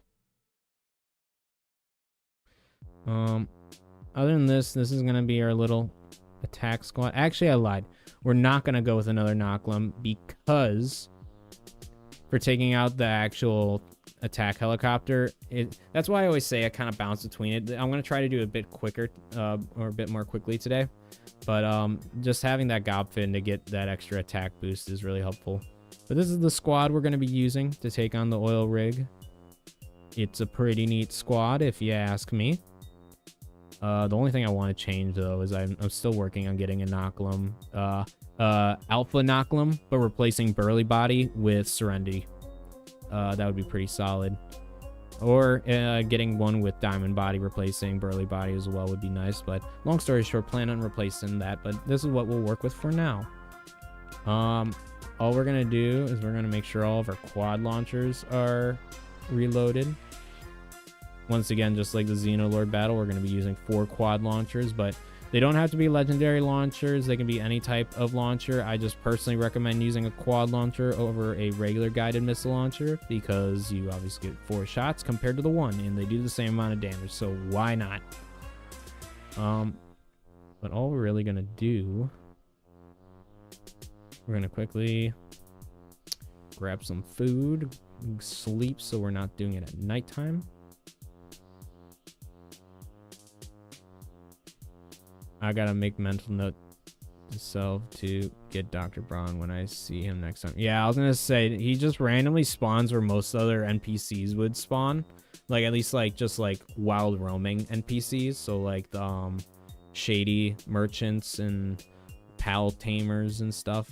Like, they spawn in the same area. That's where I found mine. I just found it on Sakurajima Island, wandering around. I have, footage of it I'll probably be using in a video in the future, but yeah, they just kind of spawn around the map. I didn't even know where you could find them. Like, I just, like, stumbled upon them. Like, oh, you're neat.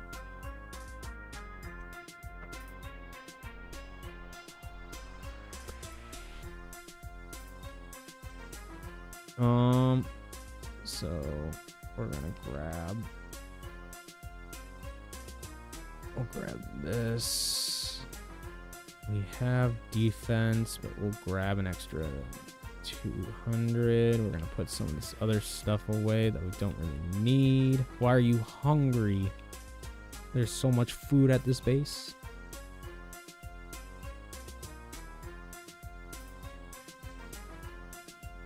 Going down the line, chat. Alright. I think we're just gonna oh, excuse me. We're gonna put away the Nightclaw stuff and or the Gale Claw, I mean, and the extra Mammarist. No, I don't even think we need the Mammarist, to be honest with you. I think we'll just stick with the Mazzarina cheeseburgers. Got more of those available to me. I really like using those, like, high damage dealing and high defense foods for, like, big battles such as, like, Xenogard or Xenolord and stuff. Let's throw this. I don't need that stuff on me. I think we'll be good with all of that. Oh yeah, I do want to repair my stuff.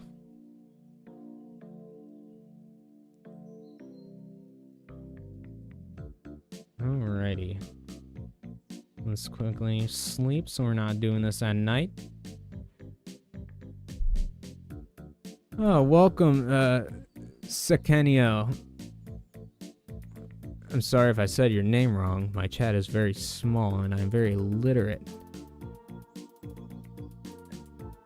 Funny enough, I was gonna say, I thought you were the person who left a comment about Liline. I see a lot of the comments before I respond to them just because I read them, and it's usually I just try to respond to them all in one cluster, which usually takes time. But to answer your question, because like I said, I saw your comment. For Liline these days, I would personally go with, so I think in the video I suggested, I can actually even check what I used in the video right now, because I still got that Liline. I want to say it was Musclehead, Serenity, Legend, and something? A Whirly Body? I don't remember. It's either Ferocious or Burly, or, yeah, it was one of those two. Let's find out. Liline. Legend, Musclehead, Serenity, Ferocious. So, what I would personally recommend for Liline now, I'd still go for Legend. Legend's always a good one. I'd also still stick with Serenity. That's a good one. I'd replace Musclehead with Demon God to gain an extra 5% in defense. And to replace Ferocious, you could either go with something like Musclehead. You could go with Grass Emperor, and this is something I'm going to kind of talk about in the future. Essentially how it works with stuff, or I think it's Grass Emperor, whatever the passive skill that Liline has, but essentially like I kind of explained.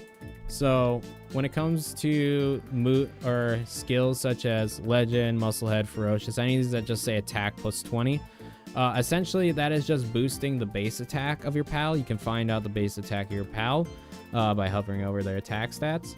But essentially what those do is they add that percent to the base attack. What moves such as Grass Emperor, like I said, any of the Emperors, any of the like Lord of etceteras, what they do is they'll take that bigger number. So in this case, it would be the 2464.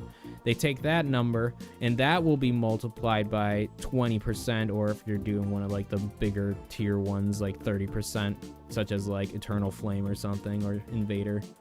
But essentially, it's a bigger boost than if you're just go with the stock ones. I personally, how I would put it is that if you plan on only sticking with grass moves, I would go with something like Legend, Demon God, Serenity, and what's it called? Like I said, I don't know if it's called Grass Emperor or whatever the passive skill that comes on Lillian, like in the wild. Yeah, Spirit Emperor, thank you.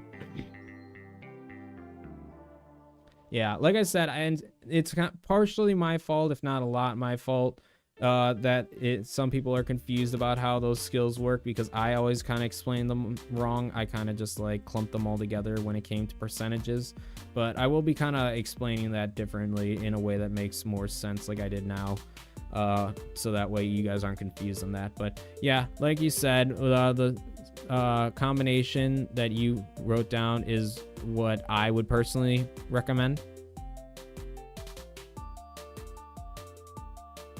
But yeah, I do plan on making updated videos on a lot of these pals with new passive skills. It's just the main thing is how I kind of see it is I don't want to just make videos I've already made like within the past like few months. I don't know. I say 3. I don't know.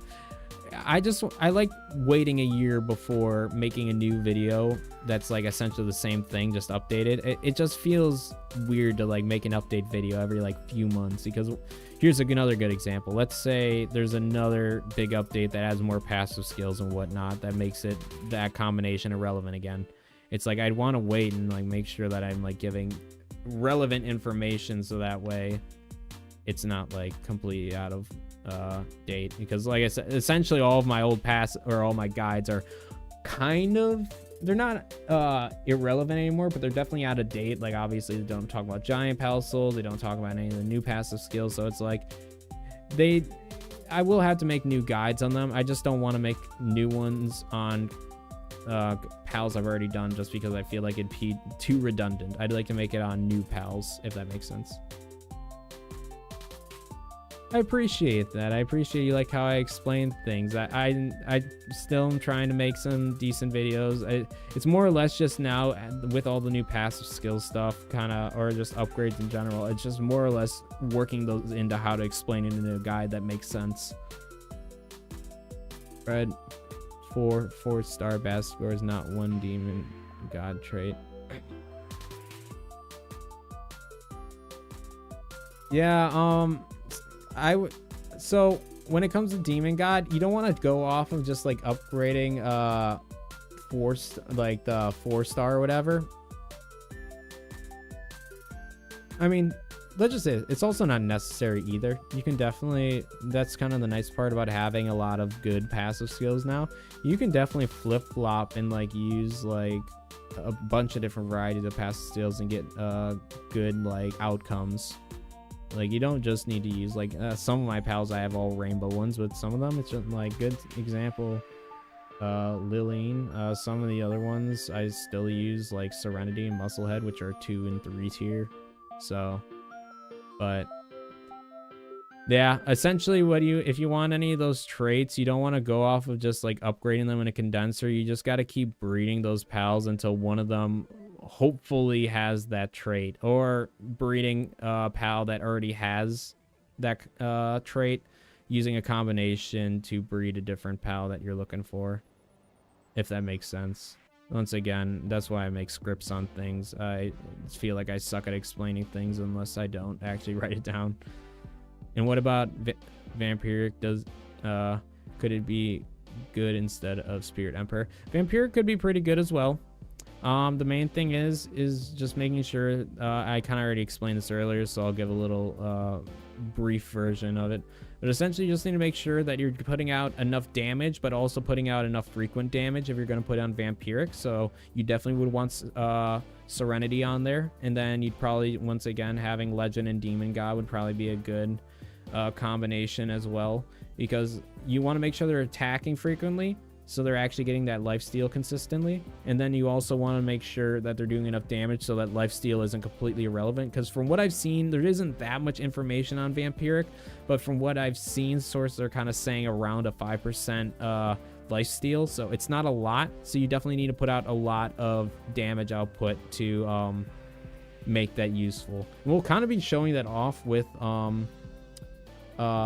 Felbat's lifesteal ability, because that's like, Felbat is the main way to survive on this new oil rig. Until we get higher levels, like past 60, they are 100% the main way to get through the oil rig, because you need some way to get consistent health, because you just take so much damage so easily. Even with high level armor, you just take so much damage. So, but like I said, we'll get into it when we get into the oil rig in a minute. I have Legend, Musclehead, Serenity on most, 1 Ferocious, no other good traits. I mean, that's not a bad passive skill combination. Like, to be honest, like, if Bastigor was added before Faebreak, like with the prior passive skills we had, that would be a good combination. It's just that, here's kind of the thing, and this is why it kind of sucks. It's like, now you have like good combinations, but now people want like the best combinations. So what you had would be like one of the best like prior or before Faebreak. But now that Faebreak's out, it's like, now you got Demon God. It's literally the same thing as Musclehead, but it just gives 5% more defense. And then like stuff like Vampiric, and then what's another one off the top of my head? And then like just like even like Invader as well, because now that's Dark and Dragon. So technically, like if you could like add both Siren of the Void and Invader onto like a Dark Pal and have them get a 60% boost on. And like I said, the problem is there's so many combinations now, it's very hard to actually single out a perfect combination. That's why I'm trying to recommend in my videos multiple passive skill combinations, because there's just so many pals that one combination isn't like, there's no best combination for any pal. Like there's a bunch that could work with any of them. Yeah, once again, I know I say I hope that makes sense, but it's just because I know I go on tangents and sometimes I lose thought of what I'm talking about, so hopefully that makes sense. It's so confusing deciding which passive skills are good to go. Yeah, I agree. So, chat, we're going to quickly give a little 101 in passive skills, and this is why I was waiting till Faebreak to be done to actually put out that passive skill, because for those who might not be aware, who might be like new reviewers of the channel, I plan on making a passive skill guide on like all the passive skills. And I was going to do it before Faebreak was even announced, but once I found out Faebreak was happening, I put it on the back burner because I knew something like this would happen, where we would get a bunch of passive skills that are really good and people either wouldn't know how to actually get them, or once again, they just don't know what they do. So it's just like, that's why I wanted to wait till Faebreak was out so I could actually like explain all this stuff to you guys, so that way you guys can make those assumptions and like figure that out for yourselves with that new actual like up-to-date guide. Learn a lot from you, thanks. I'm glad you learned some stuff. I'm just a guy who really likes the game, but you know, that knowledge, if that can help other people like yourselves, I'm glad I know it. And like some guy said in one of the comments of my last video, it's like the autistic stubbornness of this man to breed that many Bastigors is insane. And want to know why I do it? Because I like this game a lot. So I can go Legend, Demon God, Serenity, and the fourth passive could be Spirit Emperor, Vampiric, Musclehead, but it will depend on what you feel comfortable. Yeah, more or less. It's like, so I always suggest to put Legend on just because it gives a 20% attack and defense boost, and there's no other passive skills that are like that, which is why I always say if you can get Legend onto a pal, go for it. I personally like Serenity. I try to throw that onto pals when I can, just because especially if you're using some like high damage moves that are taking a long time to like cool down. Having that 30% cooldown really helps. Like the test that I did was with Dragon Meteor, the 150 or the 150 dragon move. Essentially with Serenity, it's a 25%, or excuse me, with Serenity it's a 25-second cooldown, and without Serenity it's a 35-second cooldown. And in battle, that's a major difference. They did make it so you do have like basic attacks your pals can do now, which helps out a ton. But before that, when you had to wait 35 seconds in between every attack, that was a nightmare. So it's like having that cooldown is just really helpful to get those heavy hitting attacks out more frequently. And then if you got something on your pal, such as like Invader, because here's how you got to think about it too. So most pals, you can build them specifically for the type they are. The only pal that I personally don't do that with is Nocklum, because I put every type of skill on there. But in all reality, you just want to upgrade the pal, like passive skill wise, to however you plan on using the pal. So if you plan on using it as like, oh, I need this pal to stay alive and I need to just take hits, then you probably want like Vampiric and maybe some defense. But like if you're like, I want a heavy hitter that's attacking frequently, that's going to help me get some damage out on pals, then you want to add Serenity and then add some like Demon God, or once again like Invader or Siren of the Void, Eternal Flame, etc. Any of the Lord of whatevers, any of the Emperors, any of those. So it's like it's kind of a hard thing to, yeah, it's tough to say, but it's once again however you plan on using it for. And you got to remember too, like I know like I say this and I spend way too much time on this game, so for me it's nothing, but like you could technically like breed more than one type of pal. You can have different varieties and stuff. I personally just go for one of each type, just because, especially if I'm making guides on every single pal, having 8 of every single type of pal, first off, would just not fit in the pal box. 2 would just take way too much time. Heck, I technically am even doing that with Xenolord. Like, chat, do you want to know how many Xenolords I am, like, testing out right now? We're gonna do this right now. Excuse me. That's just dragons. So, I have my Rainbow Xenolord. That is Alpha. I have my Power Xenolord, which is Musclehead, Demon God, Serenity, Invader. I have my other Power Xenolord, which I need to still upgrade and everything, with Invader, Demon God, Diamond Body, Musclehead. This one has more defense, no cooldown on stuff, but it has a lot of extra attack and defense. We have, these are just more of the same one that I already have. It's just, once again, 2 more of this power one. We also have this one, whatever this is. I don't even know what this one is. Then we also have not 1, but 2 Vampiric Xenolords, with Invader, Demon God, Vampiric, and Serenity. Once again, got that attack. Not a lot of defense, but once again, that's where Vampiric comes in. But it's just like, I'm testing so many different types of Xenolords. I'm personally going to be using... One of the funniest part is, though, chat, actually, I'll mention this right now, and I might even mention it in my Xenolord guide. I haven't actually recorded it yet. Excuse me. Out of all these Xenolords... Okay, besides the rainbow one, I was kind of aiming for that one. Out of all of these, none of these are the actual passive skill combination I want. What I personally want is I want this passive skill combination, but replace Musclehead with Serenity. And that's what my personal preferred passive skill combination would be for Xenolord. But I have bred thousands of these SOBs, and I still have not gotten the one I want. And it is painful. Because like I said, I literally have like 5 different alpha variants, more than that with all these guys. And I still can't get the one I want. Like, this is close, but this is just the same as Vampiric. It's a struggle. Hold on, I need to go back and read chats. I'm falling behind. I like it because it's relaxing. I'm glad you like it.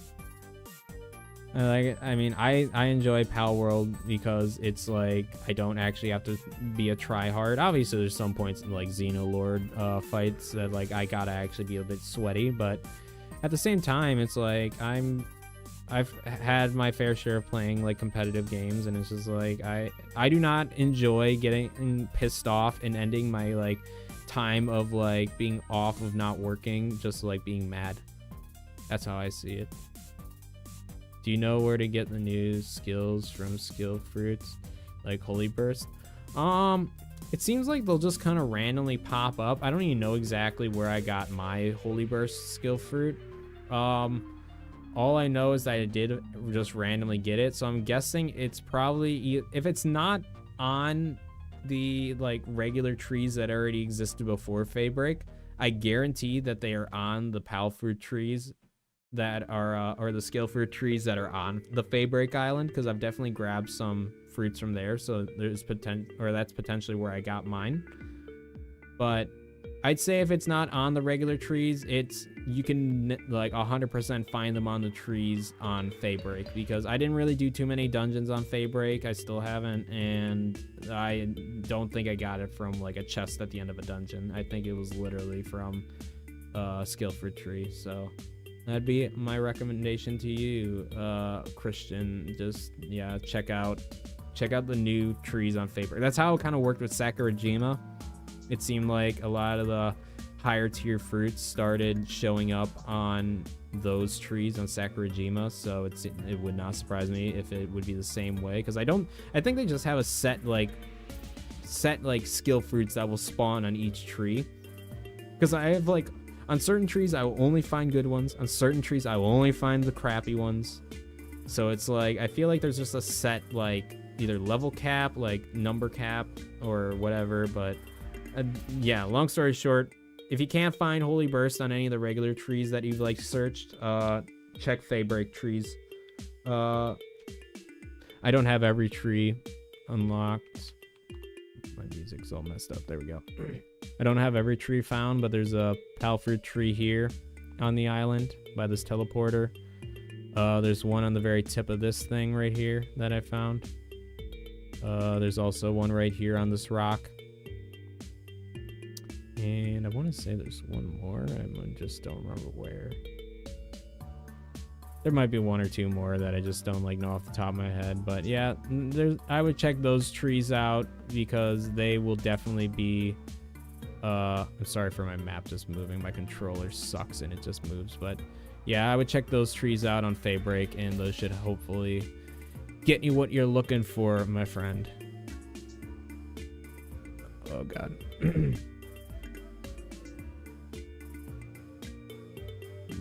I need to scroll back up. Hold on. Watch the next island update at 50% cooldown reduction. Yeah, that's what I'm saying. It's like, that's why it's gonna be pain, and like why I'm gonna try to get out that guide on passive skills soon, because I don't want to like start making it, have it almost done, and then that happens, and then I gotta redo it or like add stuff to it. I just want to make the video, get it out, and then worry about stuff later. Oh, by the way, do you breed... wait, sorry, Leonard brain. Oh, by the way, how do you breed an alpha pal? It's just lucky from the egg. Yeah, pretty much. We can even hop over to my breeding base, and that'll give you... Oh god, what is happening? We'll hop over to this base fast before we run over and do oil rig. But so they'll just randomly come out like that. As you can see, got a couple of alpha eggs. By the way, spoilers for what we're working on breeding next for guides. But essentially, yeah, they're just gonna be if they're small eggs, they'll be bigger eggs. Maybe not this large. These are kind of big still, but they'll be just larger eggs, and most of the time they'll be a different color variant. So like most of the time they'll be gold or purple or something, compared to just like the blue rare. I'm just gonna hatch these right away. Did I get the one I want? Let's go. Chat, spoilers. Xenolord Demon God, Legend, Diamond Body, Serenity. Now you know. I'm actually really happy. Like, as you can see, I'm trying very hard to get one of them, and that's what I needed. Hold on. Sorry, we're going on a side tangent. I'm probably just gonna do this. Oh wait, hold on. I'm gonna do, before I just throw away all of these pals that we picked out for oil rig.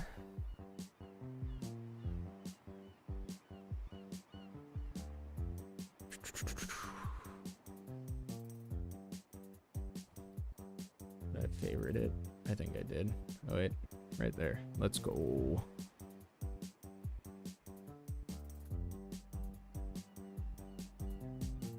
You're coming with me for a sec over here. Well, anyways, let's go back to reading chat quick. But yeah, long story short, alpha eggs just randomly happen. You just gotta get lucky. My recommendation is that if you can see the obvious size difference, just pick out the alpha eggs and hatch them all at once until you get the ones that you want. But first, get the 2 pals with the breeding passive skills you want. Like here, I'll kind of show you what I mean. So for all of my pals, I had them all just regular versions already bred with Demon God, Legend, Diamond Body, and Serenity. So all I needed to do from there is just hope I got an alpha pal. I honestly don't care about IVs too much, especially with some of these newer pals. Like if I have some that already maxed IVs, that it's helpful, but it's not necessary. But yeah, having high IVs, same passive skills you want for the alpha. That's what I usually do to help me get that. But hopefully that helps answer your question. It's 3.75% from the skill fruit trees you make on the base. That, I was gonna say, yeah, that too. If you just do like plant neutral pals at the skill fruit orchards at your base, they do have a chance of giving you random pals or skill fruits, which I'm sure Holy Burst is one of them. Oh god, I just skipped a bunch. Yeah, you have to plant. Yep, see, there you go. And just like what Phantom said, you just have to plant any normal type or fire fruit.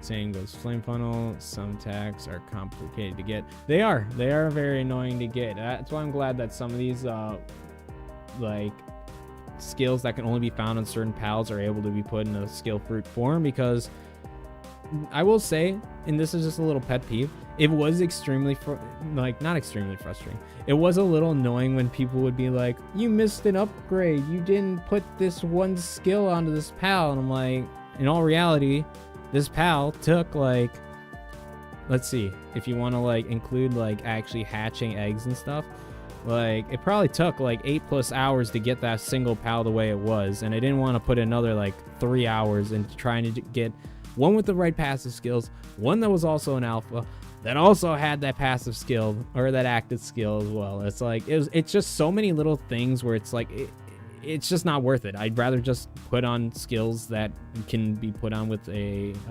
skill fruit instead of like spending hours trying to get an alpha version of that pal. And for those who are like, oh, well, do you need an alpha? Yes, I do. I do need an alpha. It's kind of my thing. It's how I show off the max potential of pals, dang it. See. So attack. What's new? What new 50? Oh, yeah, no, we weren't talking about, we were just saying that they could potentially, like, in a future update, like, add another passive skill that does, like, 50% cooldown, and, like, it would just screw everything up. It is a cute pal. I like it a lot. It also has a good partner ability. It improves your health regeneration speed. So I need to test it now that I have a good one, but yeah. It seems like a pretty good one. I hope they make a mini oil extractor so we can get 2 on one oil spot. Luckily for you, Wolf Daddy, you can already do that if you just place them properly. Like I have 4 on 2 right now. It's just really freaking hard to do because essentially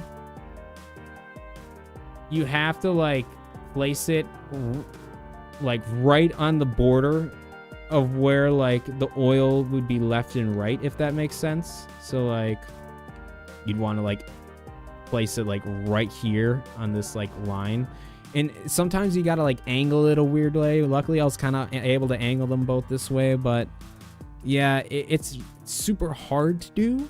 It's definitely a tedious task of just literally going like a hair left and right just to see if you can get it, but you are able to do two. But I would say having some smaller oil like extractors to make that possible for potentially even 3 or 4, that'd be cool. I'm glad I could help you out. Is it Sakino or Sekenio? Sekenio? Because I can't read. Sekenio? Let me know if I'm saying it wrong, or even put the enunciation of it in chat, but I'm glad I could help you out. Cool. Just making sure. I just saw your chat. Alpha pals are bigger targets, so they die faster. That is fairly true. I guess it also depends on the situation, because they also get 15% more health, so bigger target but more health. They can be a pain. I personally never recommend using an alpha pal as like a base worker, because they're just too big in some cases and just don't fit properly in places, and just can't reach certain tasks. Like I have alpha Anubis, alpha work Anubis, and I can't really use him just because he can't fit in half the doors and stuff, or like can't fit next to pals because he's too fat. So, but getting back to what you're saying, Wolf Daddy, you are correct. I'd say if you were having like if there was multiple enemies, like if you had like a boss and like a few like underling pals or NPCs also attacking, yeah, I think it just makes it a generally bigger target. But in some cases that's better. Like I say, Nochlin, when he uses his active ability, he's just kind of a bullet sponge, so in some cases having a bigger target is better. But you're not wrong, it does make him a bigger target. I can't fully say it'll make him die faster, because once again, it really just depends on the situation. Like in a one-on-one fight, it most likely is not going to matter if your pal is bigger or not, unless it's like Yormantide, where it's like he's literally like the size of the freaking map.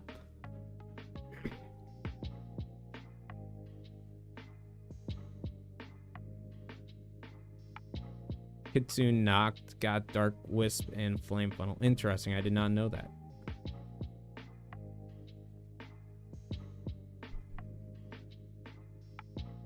And apparently Splatterina is better than Anubis for base. Well, let's find out about that. I don't know if they have like a good base skill or something, or partner skill. Splatterino.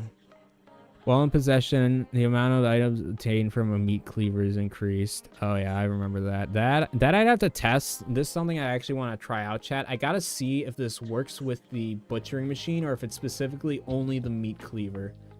Because if it works with the disassembly machine, that's lit. If it's only with the meat cleaver, it's nice, but it's like, I'm still gonna use the disassembly machine. It's just 10 times faster. But let's see, handiwork 4. So yeah, I mean, handiwork, they're the same. Medicine production 3, and then transporting 2. Versus a newbie. I could probably just grab, I do have both of these pals in my thingy. I'm just lazy. Where's Anubis? There you are. So 4, 1, 3, and 2 versus handiwork 4, mining 3, and transporting 2. I mean, they're both equal handiwork pals, so you could in reality have either or as your like handiwork pal.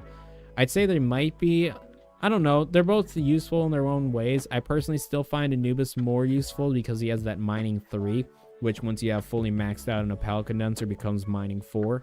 So he's a good miner and a good handiwork guy. I personally don't use medicine production that often, and even when I do, I just have a upgraded Bellinor, which is a medicine production 4. And I only have one of those at my base, and they make all my medicine stuff totally fine. So I mean, definitely not a bad pal for sure. Great to always have another pal with a level 4 stat. We just need more of those. I hate pals that are only one that has that type of stat, but definitely not a bad base worker. I'd say they're probably just like on the same level. I wouldn't say Anubis or Splatterina are like better or worse than each other for base workers. Seriously, the creepiest pal I've ever seen. And I love it. It's definitely a creepy looking pal in the fact it just kind of chops stuff up. It's kind of neat. I do have an upgraded version. I think I just gotta get Demon God onto them, but I do have a version that I'm upgrading. By the way, the first Bellinor is hard. The first Bellinor, sorry, literate brain. By the way, the first Bellinor is hard to defeat. The one in level 30, I have some pals at level 50.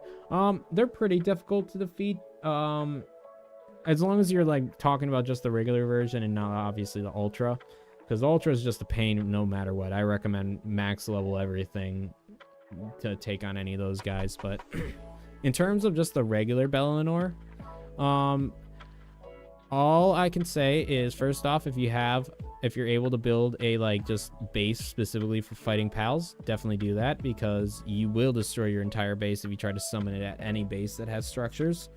But I'd say it depends. So I'd say having, I know, like, obviously depending on stats, either 15 pals or 50 pals, whatever you have, the amount of pals that can beat a base. But I'd say, if assuming you're using 15 pals, I'd still have around 50 pals on standby ready to fight it. If they're level 50, they should be pretty good level for that. But I would just make sure, if you don't have pals that are strong against dark types, so, and if you don't have a lot of dragon type pals with dragon type moves, yeah, just make sure you got a lot of pals that are able to do some damage. Having ice pals and fire pals to do burn damage and also freeze them, that's also helpful. Other than that, though, I think I'd say give it a try. Like I said, do it at a base that you don't have a lot of structures at, or no structures at all if possible, so that way you can not destroy your entire base. But I'd say give it a try, see how it goes. If it ends up like you get absolutely destroyed, then you know, okay, well, now I just gotta get some stronger pals, maybe some pals that do effective damage on it. But other than that, yeah, I just give it a shot. You won't know if you can beat it until you try. That's what I say. That's what I said about Xenolord. Like, that's why I actually thought we could beat that ultra boss today, because I did a test last night where I didn't have health potions on. I didn't use any revival stuff, and we got it to around the 150,000 mark. So once again, I think it was just the fact I was like so focused on like not putting out more than 15. I just needed to make that a limit, so that way I don't have to think about it. The less I gotta mentally think about during the fight, the better. But I hope that helps you out. And once again, I'm sorry. I will get your name down eventually. Secanio.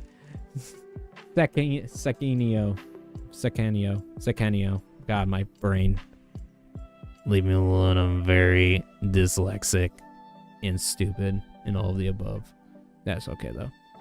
There are skill books in the game that allow you to put any skill trait to level 5. I've seen that. I need to learn where to get them. I've only gotten one.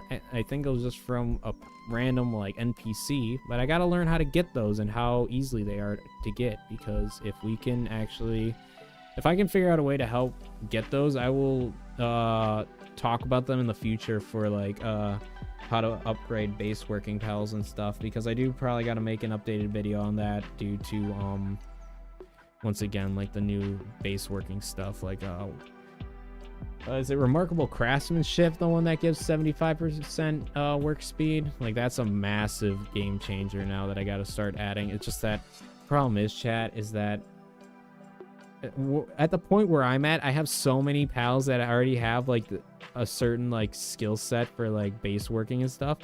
It just is such a struggle to have to go and redo all of that with one different skill. Like, good example, I have like probably like 10 different Lilines that are like base workers. I have like 10 Orsurks that are base workers. I have like a bunch of Anubises that are base workers. It's just like I don't want to go and redo it all. It's just so much work, and they're fine the way they are, but I will eventually do it when I have more time to spend on the game that I'm already not spending on it.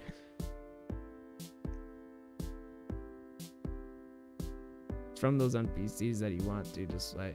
Oh, interesting. Okay, so you like display stuff for them, and they're like, that's a neat pal. Here's a book. Okay, interesting. Thank you, visual creative. You need to complete all the pal credit. Okay, yeah, yep. Thank you as well, Phantom. Once again, that's why I don't look up stuff, chat. I'll just ask you guys, and you guys can tell me. See, they only give you like 4. Yeah, see, I want to see if there's more ways of farming it, or if like you can do it multiple times. That's stuff that I want to learn, just so it's like before I start like recommending stuff, because that's the one thing I've learned, chat. I mean, this is just like a moral thing of mine, but like I hate giving misinformation. So it's like I try to give you guys the most accurate info that I can. Speaker for raid pals. You do legend, demon god, vampiric, serenity, or legend. Or sorry, brain fart, can't read. Speakerhead for raid. Pals, should I do legend, demon god, vampiric, serenity, or legend, demon god, musclehead, serenity? I'd say in all reality, let's see, so legend, demon god, vampiric, serenity, or okay. So it's really just replacing vampiric or musclehead.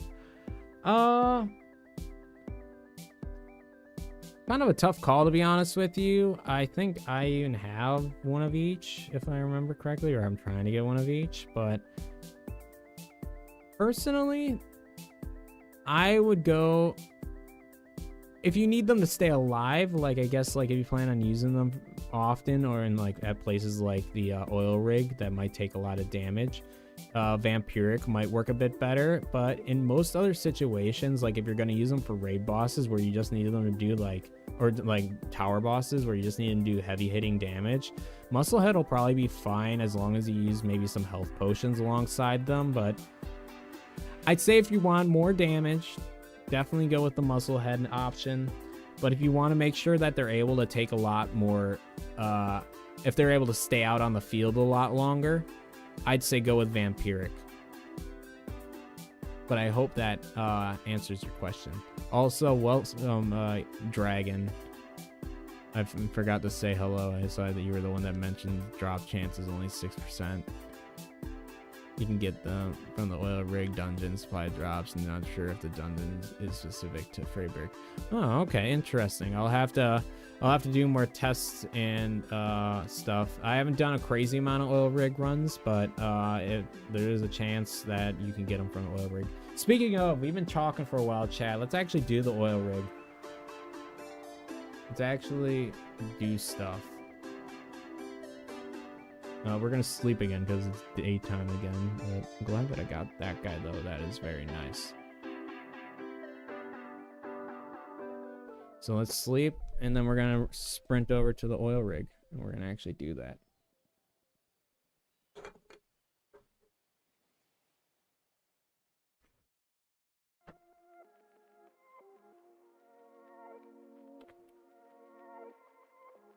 Let's sleep. We're actually gonna run over to our exhibition things, the expedition stations. We're also gonna get those going because gotta get more cave mushrooms, which by the way, these expedition things, if you haven't built one at your base, I highly recommend building one at your base or at just a base.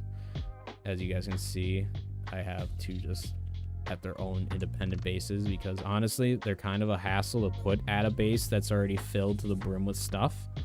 I guarantee I can make it work if I didn't already have like filled bases, but these things are very helpful for getting supplies. I personally like doing the Dark Cave one because this gives a bunch of good stuff. I like doing the Syndicate Smuggling Warehouse I also like the PDI or PIDF factory, and then PAL genetic research, because this gives all types of PAL souls. This one gives all types of ammunition. This one gives cave mushrooms or cavern mushrooms, which are just a pain in the ass to get. Excuse my language, chat. And then this one is just good for getting exotic spheres, chromite, giant PAL souls, all like the late game stuff. Also, this one's not bad either, but I personally like, or Frozen Cave, I don't remember which one it is, but point being, for getting all those revival potions, I'm just spamming the Syndicate Smuggling Warehouse because it gives cavern mushrooms and it's helpful. And all you do is auto assign and you yeet it, and it takes like 5 minutes, at least when you get fully upgraded in the PAL Labor Research Laboratory thingy. If you want less fire and water dragons getting stuck on base, Blazemite Ryu and Polaris Aqua both have kindling and watering level 5. So I said bye to my Yorm times once I got them maxed. Yeah, I was gonna say, it seems like they are. I'll have to do some more checking, because once again, that's like the thing. It's just like, especially with trying to get upgrade guides out for pals, it's like there is stuff I need to do and stuff I want to do in the game, if that makes sense. So like, need to do, I need to get maxed out versions of all these new pals so I can make upgrade guides to them.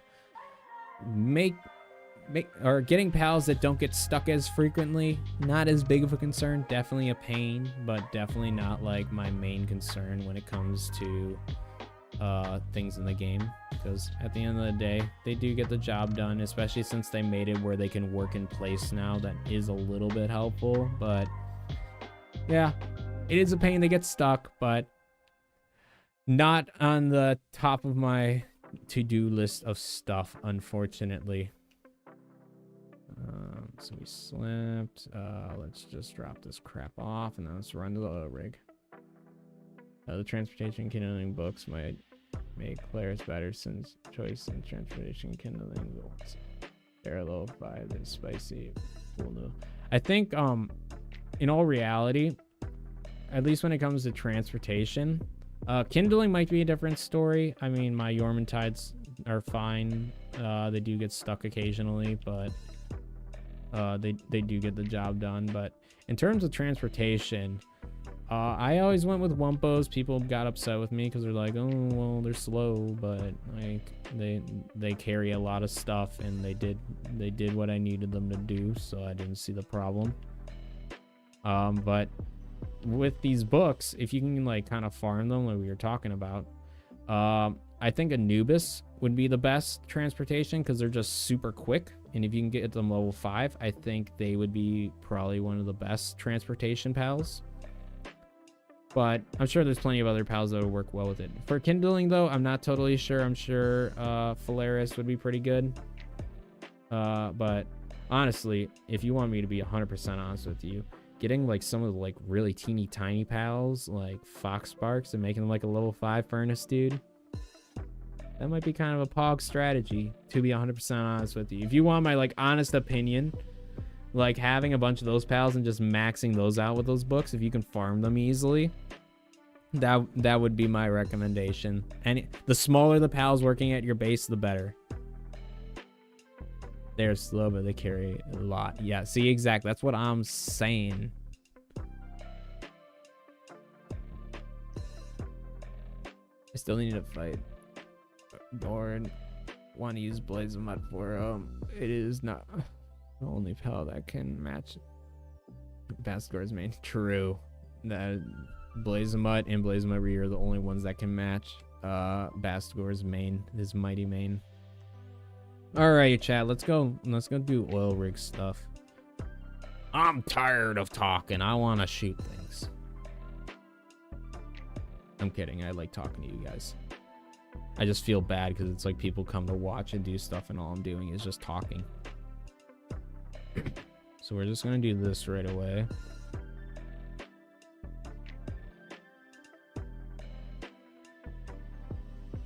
We'll be fine in a second. There we go. All right, chat. So before we actually get into this oil rig, for starters, there are missile towers. They're just like the ones on the Fabric Island, where once you what's it? Brain fart. Excuse me. Once you hack them, they're permanently off. The lasers are just like the regular oil rig, though, where they will just keep coming back. For those who haven't done the oil rig, the main chest is either located here, here, here, or here. There might be one other spot. If so, it has not spawned in that location for me yet, but it will always more or less be in one of these 4 locations, the main one at least. And then there's chests all over, which I'm still kind of learning where they're at, but so it doesn't look like it's there. So there it is. We see it. It's that crate right there. Ow. We're just gonna do this. And then all we do, chat. Speed, speed, speed. What are you gonna do when I'm on top of you? We're not gonna hang out up here, by the way. I was just setting up here to be a cheeky little bugger.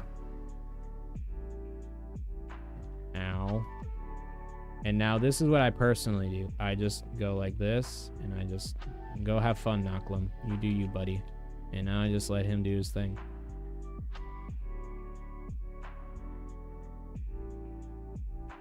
Also, this is a pro tip, like if you really want to get into advanced tips. The second that number hits, like, changes for your ammunition, swap to a different weapon and you don't have to, like, finish the reload cycle and it'll still be loaded and everything. You'll see what I mean when we get into the actual helicopter fight, but it saves, like, a lot of time. Oh, okay, I went under. That's cool.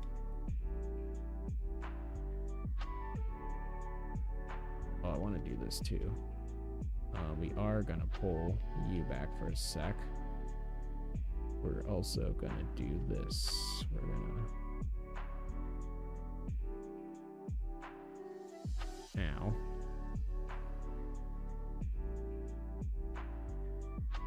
Ow. Okay, I see you, Hellzypher.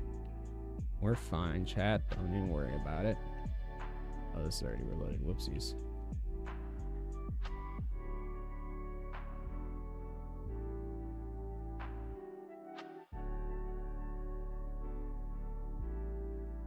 But as you guys might be able to see, I'm not like reading chat much. I'm not going to be able to do it much while we're actually at the oil rig. But as you guys might be able to see, Fellbat, I was looking at Hellzypher before. But Fellbat is currently coming in clutch by keeping us alive because, as you can see, every time I fire a missile, heals me back up. And this is generally more or less the secret to beating the helicopter easily. And this is why I suggest just having, it doesn't have to be multi-guided missile launchers, but just missile launchers or guided missile launchers in general. Doesn't matter about the rarity or whatever, but having something to lock onto things is extremely helpful. Sometimes it can be a pain because I have had it where I shot a missile at a guy like 50 feet in front of me and it just like zooms off to someone else. But you'll see why it's very helpful against fighting the helicopter in a moment for those who haven't fought it yet.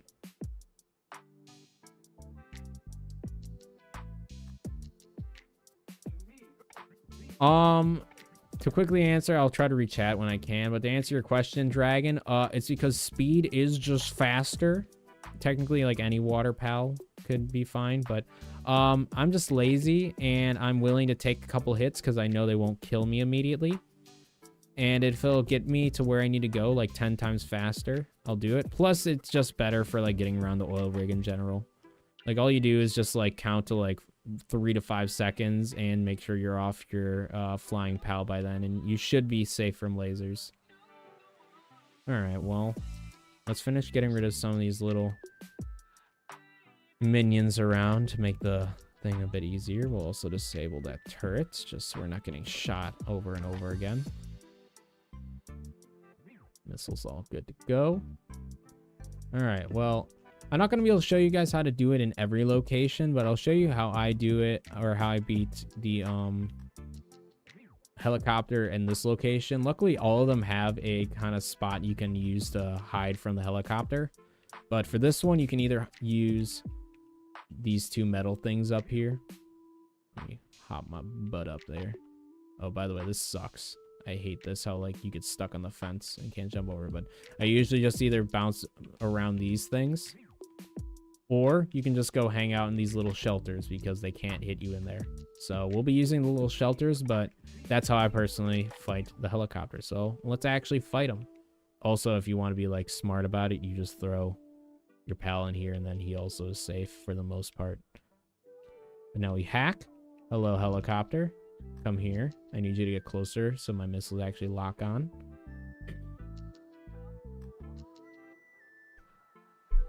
Alright, and then this is all we do.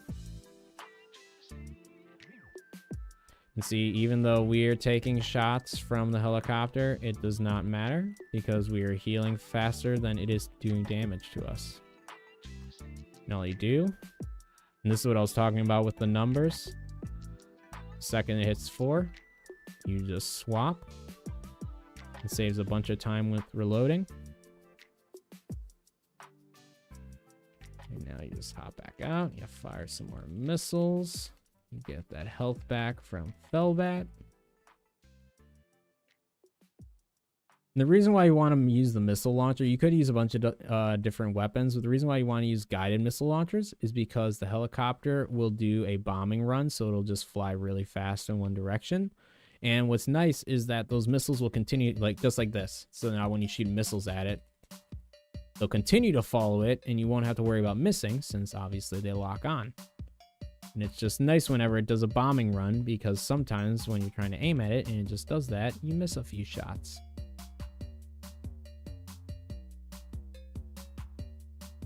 That's what I'm saying. Like, why can't I have an attack helicopter? I want one of those. Screw pals, give me that. If I do find out there is a like glitch way to catch this helicopter, chat, you bet your ass I am catching this thing and using it. I'm kind of mad that this world that I'm on now was made after you could catch the bosses, because you used to be able to catch the tower bosses with a glitch. But on all of my current worlds that I have saved, I don't have any bosses caught on it. But if I can ever do that again, I will definitely catch those tower bosses.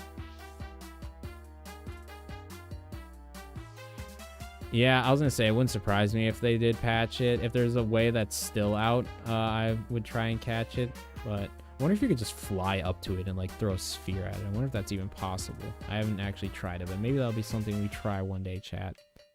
And then I have an attack helicopter to fight alongside me instead of Opal. No offense, Brick, but the helicopter is a little bit cooler.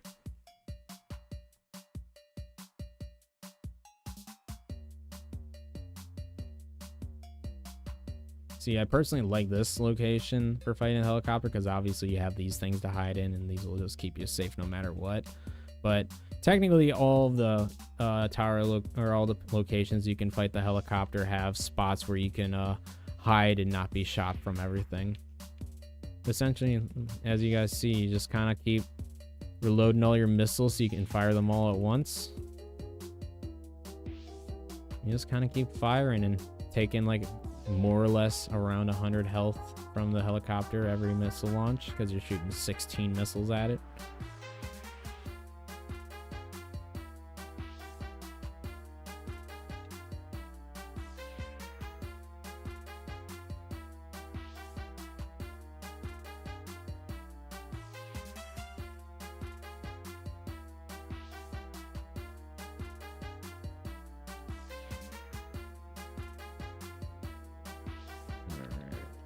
I had one missile left. Whoops.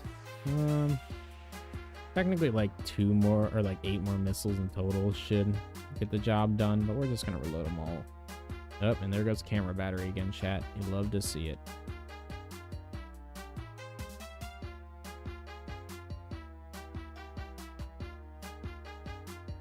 And there we go.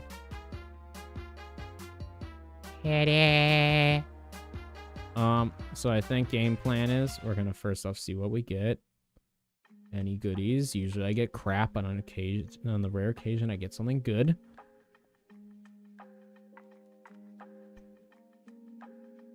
Aw, man. Only a grenade launcher. Bruh. I say that it's a good weapon, but I already have the schematic, which is why I'm like, boo. And by the way, I have a legendary advanced bow. I'll pull that out when we go back to base, but I do have a legendary advanced bow. We're gonna quickly hide for a sec so I can go switch camera batteries. Other than that, I'm gonna quickly read chat before I run off. But let's see. Oh my gosh, there's a lot. You just grab the gold chest from the new rig. The gold chest is... To answer your question, Novo, so sometimes I'll just go for the main chest. Usually I'll try to grab as many of the other chests as I can because I've kind of learned where they're at. But more or less, I always like aim for the main gold chest, and if I can get any other purple chests, that's what I do. Other than that, it's like they don't really give anything that great, at least like from the stuff that I already have. Like it's not anything super special. Other than that, yeah, I like I said, aim for the gold one first, and if essentially any other chests I can get from the oil rig before dying, cool. If not a big deal. Let me make sure I kind of read stuff. Yeah, there's a better option than books random. Okay. Yeah. Imagine Joel Talk or Dazzy Knock Max space. That's what I'm saying. It's just like if you can like just upgrade the like base skills of like really small pals, that'd be way better than having a bunch of big pals like around your base, like just like taking up resources on like my computer and stuff, and just make it better. I died so many times on that rig. It's insane. It is very hard. Like even maxed out everything, it is still very hard. Like I have legendary Hexalite armor and I still get annihilated. I've done low when it spawned. The helipad makes it fast to get in and out. Honestly, the helipad one, like the main center one, is like my biggest struggle one. I like all these side ones. They're just really easy. The problem is that like when you have to go to the middle, that's when like the like your pals start like targeting pals like all across the map, because you got to fly over the entire map or go through the entire map to get to it. I noticed that issue, but other than that, I mean, it's not like the worst. I personally just find it to be the most annoying, but hey, if that's the easiest for you, good for you. I'm glad someone finds that one easy. Already answered the thing about surfing, and also just to go along with that too, it also just takes up the space on my team for having surfing, so, or just a pal that rides on water, which once again is why I just stick with my flying pal and hop off, just way faster. Yeah, they are tanky. I was gonna say the Knocklims that they spawn are actually like insane, and it kind of pisses me off you can't catch them. How the heck? We just talked about the attack Hemina chopper and Zoe's daddy be rich for real, for real.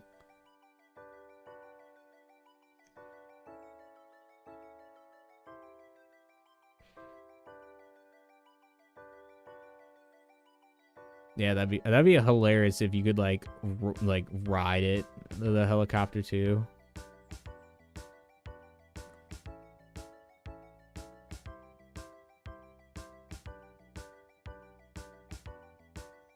That'd be awesome. Just like pretty much like Bjorn's body build, but just have like Zoe's pigtails. I think that would be hilarious for her dad.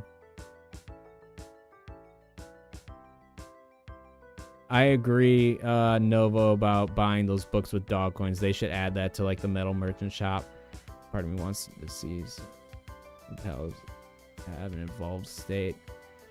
I wouldn't say evolved state, but maybe something kind of like Gigamaxing in Pokemon. Once, and then not trying to put too many parallels to Pokemon, obviously, but it's just like having something like that where it's like, because I feel like if they would have done the evolution thing, they would have just done it right off the bat if it wasn't already like conflicting with Pokemon enough. But like having some sort of like temporary upgraded form you could give them would be pretty cool, I think.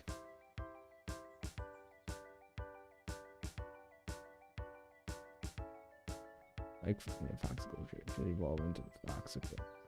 Yeah, once again, it'd be cool to have an evolution thing, but I feel like we're sadly past that point. But I still think having some sort of like temporary upgrade boost, like an evolution, like Dynamax or whatever, I think that might work in this game.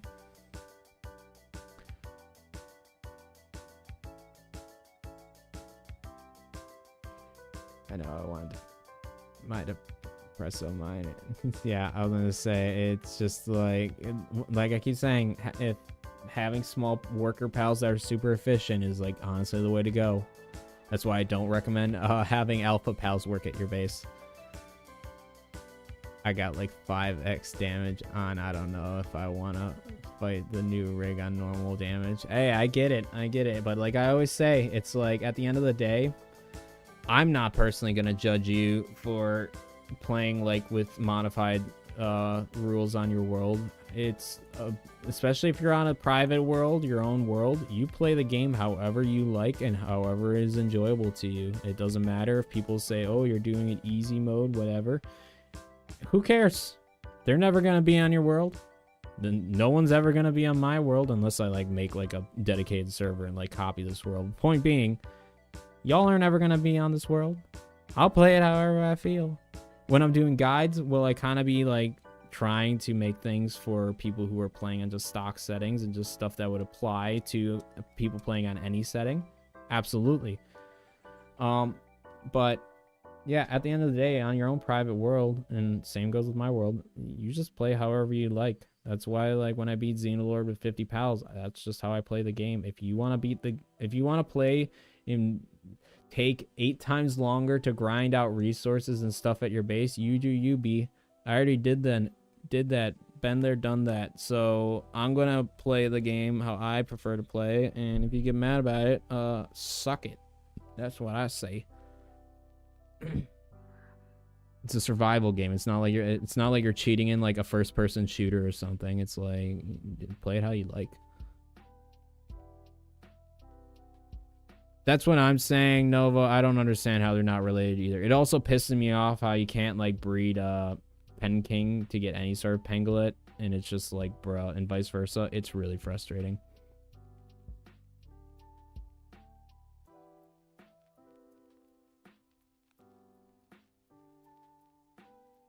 Let's avoid the Pokemon simulator. That's what I'm kind of saying. As much as I don't want to like saying, I'm just saying if they were to do some sort of like evolution per se thing, I don't think they'd have like pals like evolve into other ones, but like changing forms by using some sort of item, I could see them doing, like to give them a temporary boost in attack or something, or just general stats. Other creature collecting games have a type of evolution system, and Pokemon did fuck all about them. I'm sure, yeah. Once again, I think it's just more or less, especially with how under the eye of Nintendo they are right now, with obviously being sued right now. It's just like, once again, avoid making things too similar, but I agree there are other games that have done evolution stuff and Pokemon has not done anything about it. Hades, you live. I want to say thank you for the upgrade guides. I'm breeding a Bastador for myself right now. Hey, well, I'm glad I could help you out. Is it Nisa? But I'm glad I could help you out. I mean, and a lot of the upgrade guides I'm actually just kind of working on. That's why it's taking a bit longer to get upgrade guides out recently. I'm just working on how to like, because when I make my guides, especially with the new stuff, I want to word it in as simplistic way as possible that doesn't take like 10 minutes to explain each and every little thing. Like I kind of went like heavy duty on the Bastador guide just because all of that was brand new, but now I'm trying to like refine what I said and make it in a much simpler package, if that makes sense.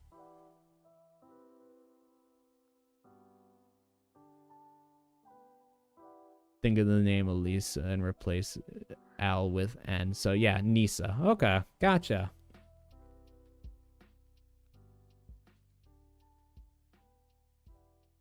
Let's see.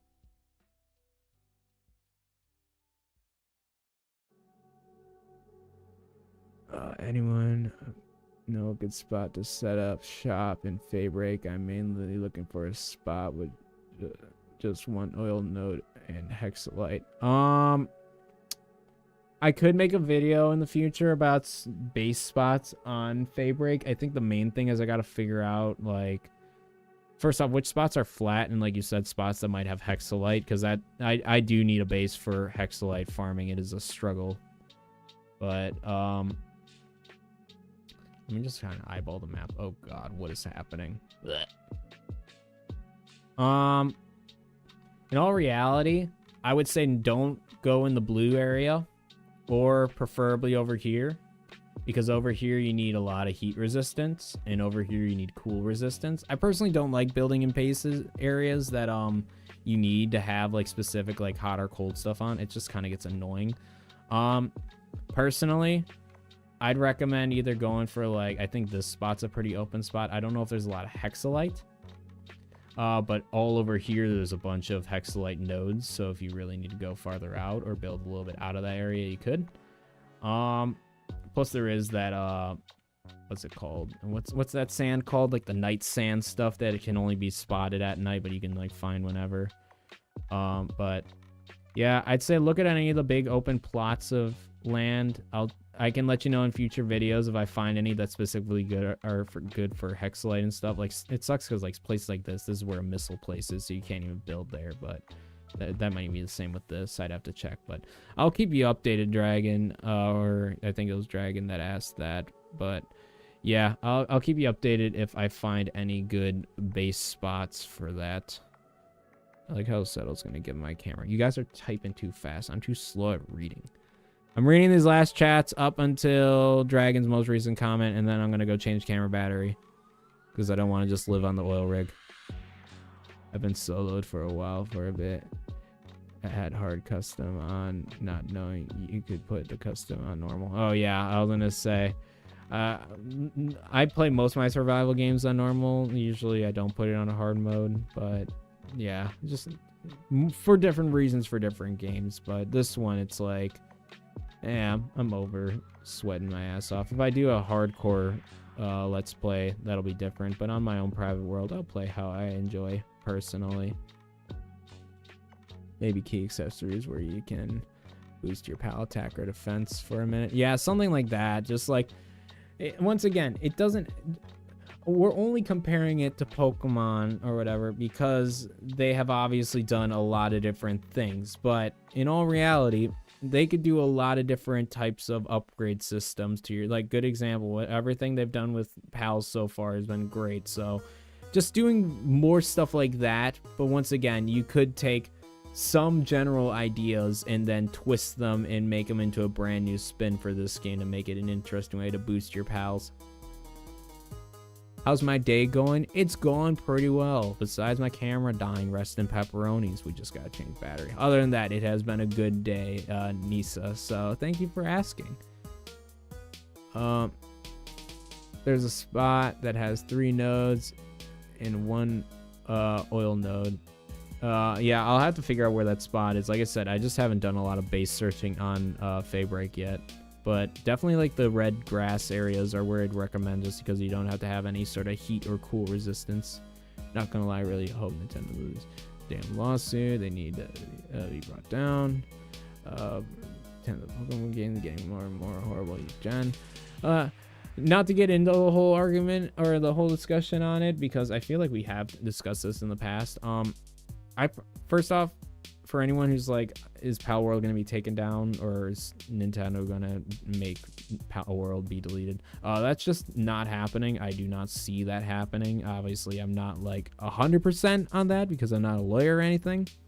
But how I see it is, if Sony is willing to take the risk of partnering with them, if Microsoft is willing to take the risk of partnering with them, when the developers of Terraria are willing to make that gamble, a lot of these big businesses would not be willing to partner with this company if they thought Nintendo, one of the biggest, if not the biggest gaming company in the world, would take them down. You know what I mean? Like, if Sony thought that Palworld was going to get deleted by Nintendo, they would not be teaming up with them and like partnering with them and working with them. That's how I see it. Obviously, like, they are still their own independent companies, but just from a business standpoint, I feel like these big companies wouldn't bother taking that risk, because I feel like then it could also, like, if, like, best way of putting it, shit hit the fan with Palworld, that could definitely, like, spew over into Sony and other stuff, because they're, like, partnered with them and, like, doing stuff with them. So just food for thought, chat. So, like, it is annoying that they're being sued. I think from what I've generally heard so far, I'd have to actually look into more of that. I haven't kept up with it in a minute, but from what I heard, they're just having to change mechanics, which we've already been seeing with how they summon pals, along with paying just like some, it's a decent sized fee, but for how much they've made off of Palworld, like just sales off the game, it's not that much. I think it's only like around $60,000 or something. It's not a lot, but yeah, long story short, don't worry about Nintendo like suing Palworld. At the end of the day, it highly does not seem like it is going to be taken down in anytime soon. I hope this does kind of like set a precedent for Nintendo not just being able to take down all these companies that do anything even slightly similar to them. And in all realities, like, Palworld isn't that close besides like the cutesy looking creatures. Other than that, they're very much two different properties. But like I said, we're gonna quickly, I think we stopped at Dragon's comment right here, so they could have sued them then. Yeah, that's kind of what I'm saying. It's like they could have sued a while. I don't think it'll be going anywhere, but I never took off my thermal undershirts, so saw no reason to. See, yeah, that's the thing, and that's what I hate. I hate having to take up an accessory slot just so like I don't like freeze or burn to death. Like, it's annoying. But with that last comment, I will be right back so I can switch camera batteries and stuff, and then we will get off the oil rig and we will go do something else. I don't know what yet, but we'll do something else before I end stream, because we're not going to be streaming for a crazy amount longer. But I'll be right back, chat. We will BRB.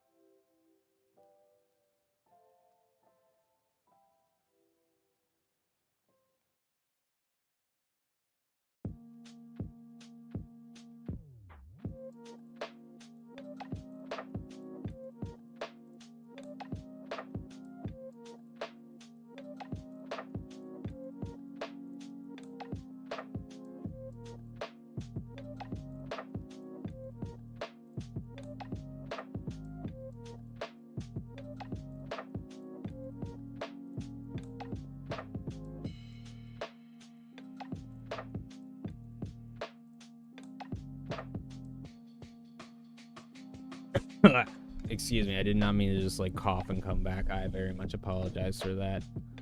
Hi, I'm back. I kind of did metagame and read some of chat because chat has slowed down a tiny bit. Excuse me, chat. Nightmare, I get what you mean. I agree. There's a reason why I personally haven't bought a Nintendo game since Pokemon Black and White. So, even though I very much enjoy Pokemon and have played multiple emulators. In fact, do I even still have it? Hold that thought, chat.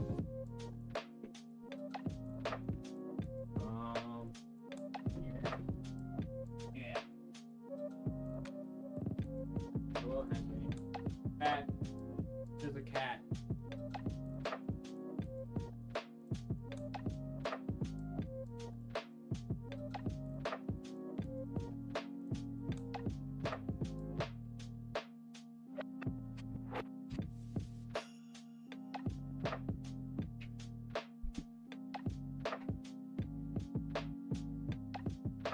That's Henry.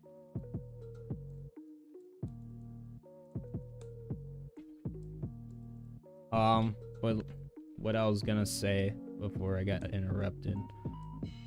I enjoy Pokemon because it's not an original or like an original. By the way, the sticker on this just kind of shows how much like the value of this has gone up these days. But let's see, can I even do this? Let's just show and tell time, chat. Let's do this without breaking my arm, and hopefully this won't shoot up in my face, but hopefully you guys can see that.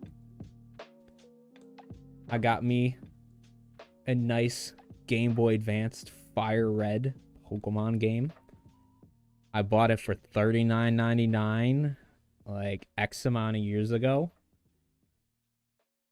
And I keep it in my nice silver Game Boy Advanced that I bought. I used to have a blue one, but the light on it is completely fried. And because I was a little savage kid, on all the little rubber pieces, because I was a little savage, I bit all of them off. So there's no rubber pieces on it anymore because I ate them. I don't know if I actually ate them, but I definitely chewed them off. So I bought a new one. The point is, I'm a big Pokemon fan. I just wish that their games weren't dog shit. I also haven't owned a Nintendo product in probably like 8 years, which is another factor. But not including, I mean like new stuff. The point being, yeah, I like their games. I agree though, Nightmare. They just need to get their shit together. Let me speed run through chat, and then we're gonna. This is gonna be a very speed run version of the oil rig. By the way, I'm just gonna go to all the like. I'm just gonna run the oil rig how I do it, and I'm just gonna like you guys can see where chests are and stuff. Because I'll be honest, I skip a lot of fighting with enemies on this oil rig. On all the other oil rigs, I don't care. This one is just too hard in my opinion. So I just get chests and I get out. Let's see.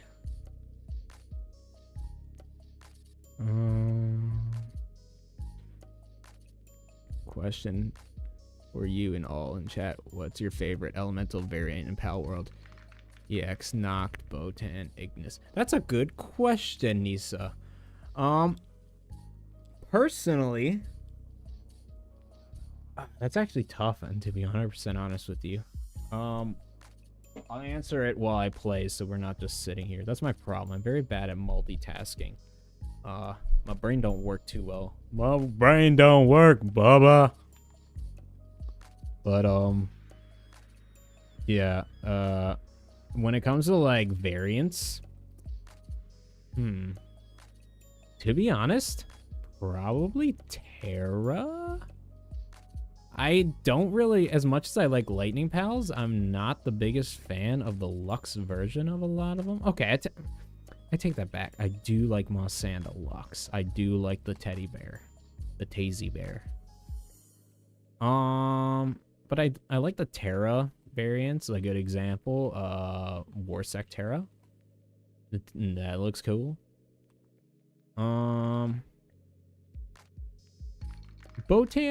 Botan's pretty cool. I don't know. It's kind of I'd have to like actually sit down and like look at the variants. Because I'm not a huge fan of the fire variants because they are just red versions of usually water pals, so they're not really that cool in my opinion. I like Botan because they usually do add some grassy elements, which is kind of nice. I personally, okay, Noct is pretty cool I will admit some of my favorite designs are knocked, but I also really hate them just due to how many dark type pals we have. I have a very love-hate relation. Oh, hey guys, that was, what are you, Michael Jordan? What was that? What was those hops from 8 miles away? But no, I don't know. Cause like, good example, one of my personal favorite designs is Lily Knocked. I absolutely love Lily Knocked. I also like, see, and this is just like some lore for you guys. You guys might see I have some like figures on shelves in the background. I'm a huge fan of Transformers, specifically the old like 1980s Transformers. And the Decepticons colors for that were more or less black, purple, and like gold. Specifically Skywarp, which is one of my, I shouldn't say favorite, but one of my favorite Transformers. That's his color scheme. It's like purple and black, and like instead of gold, it's silver, but still, point being, same concept. So I've always personally loved the black and purple color scheme with hints of gold. That's always been a very lovely color scheme in my opinion. So like, good example, I love Frost Stallion Knocked for that reason. Same with I'd have to look at what's it called, Kitsune Knocked. I know they got some black and purple that I like. I don't remember if they have gold as well. They might, but I don't remember. But yeah, I'd say out of like the different variants, not just like pals of that type, if we're going specifically like it's like a type variant of an already existing pal, I would say definitely between Knocked and Botan. And probably least favorite is Ignis, for the sole reason of them just being a red version of any, once again, most of the time water pals from what I've seen.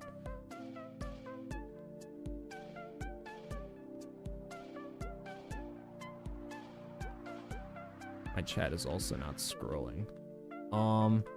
Knocklum, go slap things. Have fun, pal. I'm gonna go re-chat for a sec.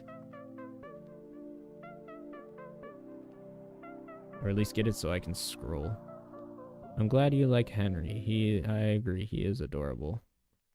I tried Sun and Moon. It was meh. Black and White was the last really good game. All I remember about Black and White is that I got Victini from the special event. And then I think I sold my buddy that game when I had bronchitis, or he gave me bronchitis. I don't remember. Bronchitis was involved somehow during that sale, though. Foxspark Chris. I do like Foxspark Chris. See, it's kind of funny. The opposite of making a fire pal like an ice pal or whatever. I think that's cool. But I do not like the fire or the like Ignis version of stuff. I just think it just looks so dumb. And it's like, good examples, Kelpsy Ignis. It's just a red Kelpsy. Like, it's literally the shiny Gyarados effect. It's like, it's red. There's not anything special or unique about it. It's just red. Do you think there should be a separate slot for the boots and shirt? Yes, I do. I hate that it takes up accessory slots. Like, if they had kind of like the sphere module they added, if they just have one slot for like clothing or whatever, like, I think that'd make it way better. Or even a better example, in my personal opinion, if they made it so you can either swap these skins of hats onto like good armor, so like the armor looks different, but it's like still like Hexalite armor or whatever, and or just make it so like accessory hats are different than like combative hats. Like, good example, the visor's different than like the Xenolord head. It's like, I hate like how, like, I don't want to use the Xenolord head for actual battle, but I want to wear it. Which, by the way, I just gotta look at my base and figure out where that is, because it's probably just in one of my chests. I just don't know where it is. But yeah, long story short, Wolf Daddy, I'm probably just gonna start calling you Wolf. I don't know, calling you Daddy's weird. So, Wolf. Long story short, yeah, I agree. I think that those types of things like shirts and like any like anything that's not actually increasing attack, defense, or health, like, it should just have its own separate slot. Like, it's just annoying. Oh my gosh. Whoa. Did all all enemies just respawn? That's why I'm like, what just happened? Not fair. That's cheating. I guess we were literally here long enough to, like, have it respawn. I've never had this happen before. That's not fair. I wasn't ready. Well, I guess we're doing oil rig again, chat.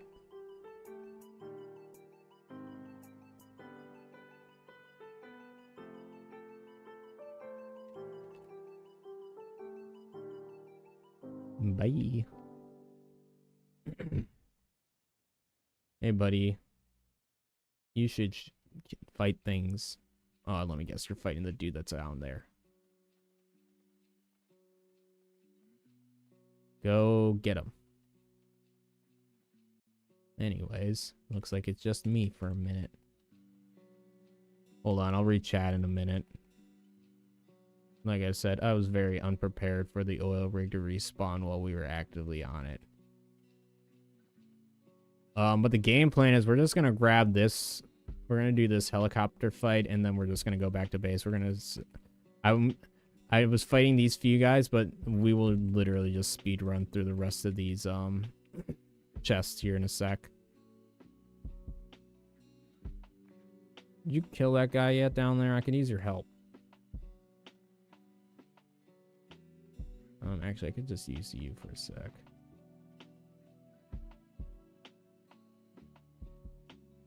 Like I said, chat. Bellbat is empty. Oh gosh, I'm being melted fast.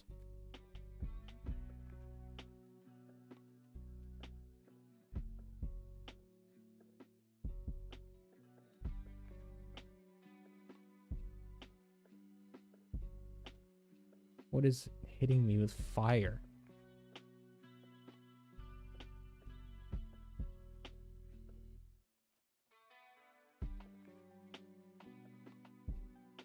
What is hitting me? Is there a Fellbat that, or a Hellzyfer that fell or something? That's a problem. Like, some of these attacks can hit from like 8 miles away. Oh, I gotta be careful, or Hellzyfers or Fellbat's gonna die.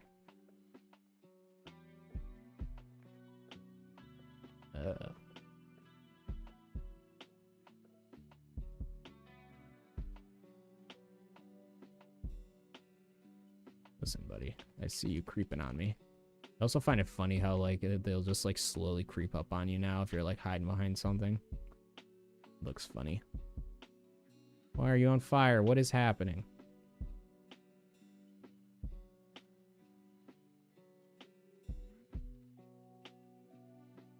We're gonna pull you back.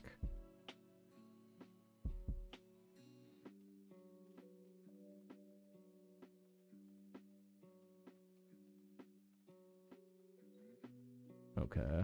I just can't use food, apparently. That's cool. I literally can't even... What is that? That is just so broken at the moment. Hold up. I think it's because I'm technically not clicked in on the game. I see my mouse on my other thing. Hold that thought. There, now will you work?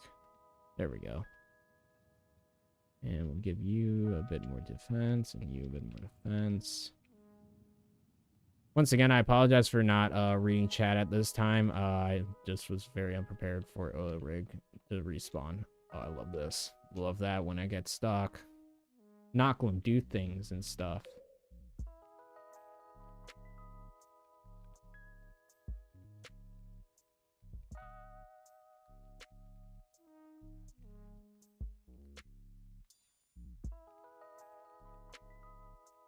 Once we get rid of some of these enemies, I will take a sec before fighting the chopper again to re-chat again.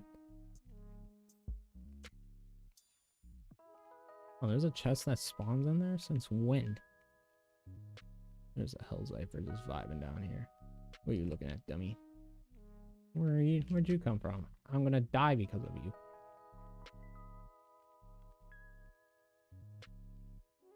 I should be very careful.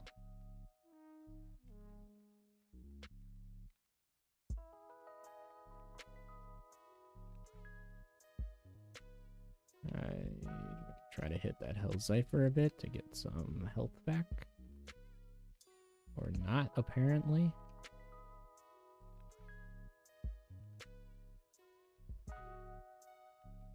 Once again, see, like, that missile just went past that Incineram and is just, like, hitting other guys, like, 8 miles away, now pissing them off.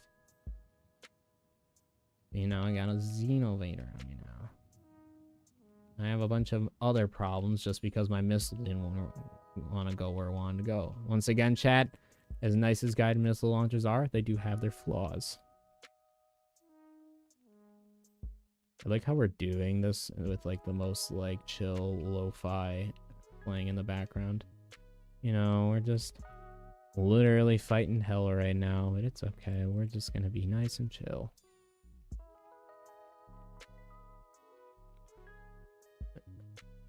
Oops, I accidentally sent the helicopter. Well, I guess we're fighting the helicopter.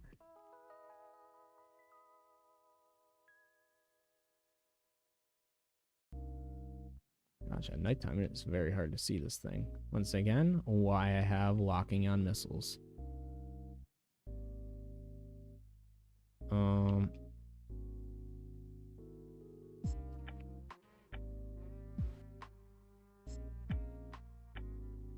I will take a moment to eyeball chat at least in a second.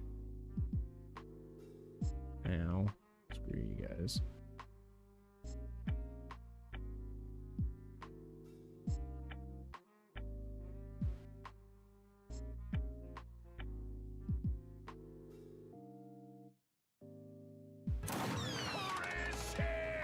Whoever subscribed, thank you for subscribing. I can't really read the name at the moment, but whoever you are, thank you. You know who you are. And I'm dying. I don't like this. This is why I usually try to not have a bunch of like guys on the ground fighting me, because if it's just me and the helicopter, I can kind of like get back the health with Velbat's lifesteal, but if I have other guys also shooting me, that's when my health starts going negative.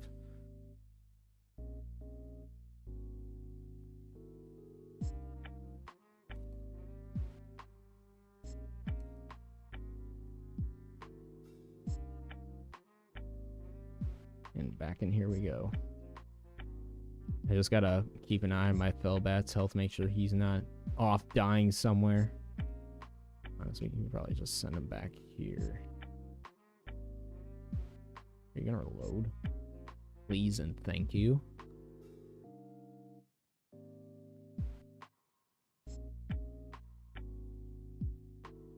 Alright. I'm gonna try to catch up on chat very shortly here. I apologize. My thing's like stuck not scrolling. Let me kind of do this fast. Let's see how much I'm actively missing.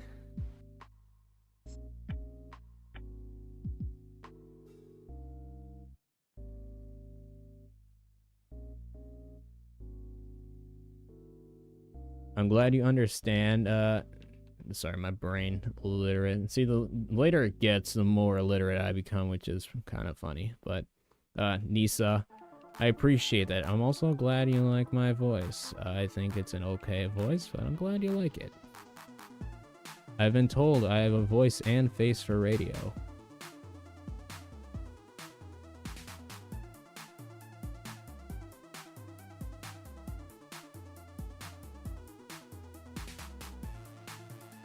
Also, I'm kind of like speed kind of reading chat. The mostly kind of was Bellinor. Yeah, I think I like Bellinor. Bellinor is pretty lit. And true, you're right. What other pal attacks upside down? What pal attacks and shoots lasers from its butt? You answer that, chat. Or is it from its face? I don't know. It kind of looks like it comes from its butt. Could be wrong with that. Don't quote me. But I also hope they relax on building restrictions as well, or just give us like more building, like not just like stuff to put in buildings, but like more like types of building structures. Like I know they got the angled, like I'd like just like a straight up like triangle, but it's just like leaning inwards, like stuff, different types of building stuff, so that way I'm just not making cubes with slight angles on the occasion. By the way, this is what I'm talking about for having the guided missile launcher where it's helpful. It's like when it does that, you're not just wasting shots, they'll just keep following it and hovering around until they finally hit. It just helps out a ton for this fight. My least favorite elemental variants are Relaxaurus Lux and my arrows something. Blaze, I'm assuming Blaze Howl Knocked from whatever. Yeah, Blaze Howl Knocked would be a cool. Yeah, and that's kind of one of those things that's like a hit or miss with the Blaze or the Knocked pals, where it's like alright, I should have reloaded all of them. Whoops. The problem with some of the Knocked ones is some of them look really cool, like Lily Knocked, like her dress skirt thing, whatever you want to call it. Like, that looks really cool. I really like that. And then, like, once again, like, Frost Stallion Knocked is cool. But then you got ones like Blaze Howl Knocked, where it's just like, it's blue flames, and it's like, it's kind of lazy. It's once again, it's the Ignis problem, where it's just like, it's just a color swap, where it's like, it's not fun. I'm also apologizing. I'm trying to multitask now. I'm forgetting to reload. But it does make me sad, though, that you don't like Relaxaurus Lux. I personally I just like the Derpy Dino, and I like Electric Pals, so having a Tazy Derpy Dino is funny to me. But I understand, like, you not totally like him. I'll admit, too, he doesn't exactly have great stats either, so if you don't like him for stat reasons, that's understandable. But, yeah, he's a derpy little fella, so I don't blame you for not exactly liking him 100%. I like the goofiness of him, that's all I can really say. But that's another problem I at least have with, like, the Lux variants of pals, and why I'm not a huge fan of them. They pretty much just all get a mohawk, and then that's it. Like, I do like the yellow on a lot of pals, but just giving them a mohawk, it's not very fun. Like, that's why I like Azra main with his, like, lightning mane. I think that looks so cool. Like, more pals should do that. Like, replace the fire parts of, like, fire pals for when you change them to Lux pals. Change that to lightning, and that'll make them a million times better. I will scroll down in a second, too, once I defeat this thing. I'm gonna... Game plan, we're defeating this thing, getting our chest, reading rest, like, catching up with chat, and then we're speed running this, like, for realsies before this thing respawns again.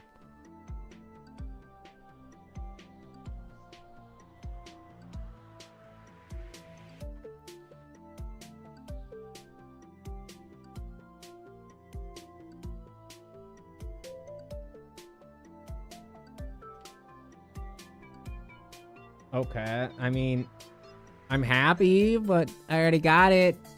That's the problem with having so many gold weapons, chat. It's like, I'm at the point where I'm like, I just need the new stuff, okay? Give me, like, this sounds dumb. Give me, like, the makeshift assault rifle. I want a gold AK-47. I'd rather have that over another multi-guided missile launcher schematic. Does anyone in chat want this? I am willing to give it away. I know I can't do that, but I wish I could. Let's grab this quick.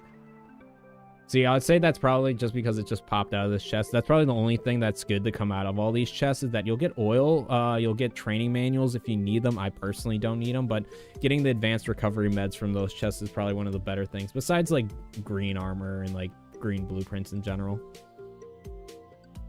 Let me catch up on chat. Fast speed run.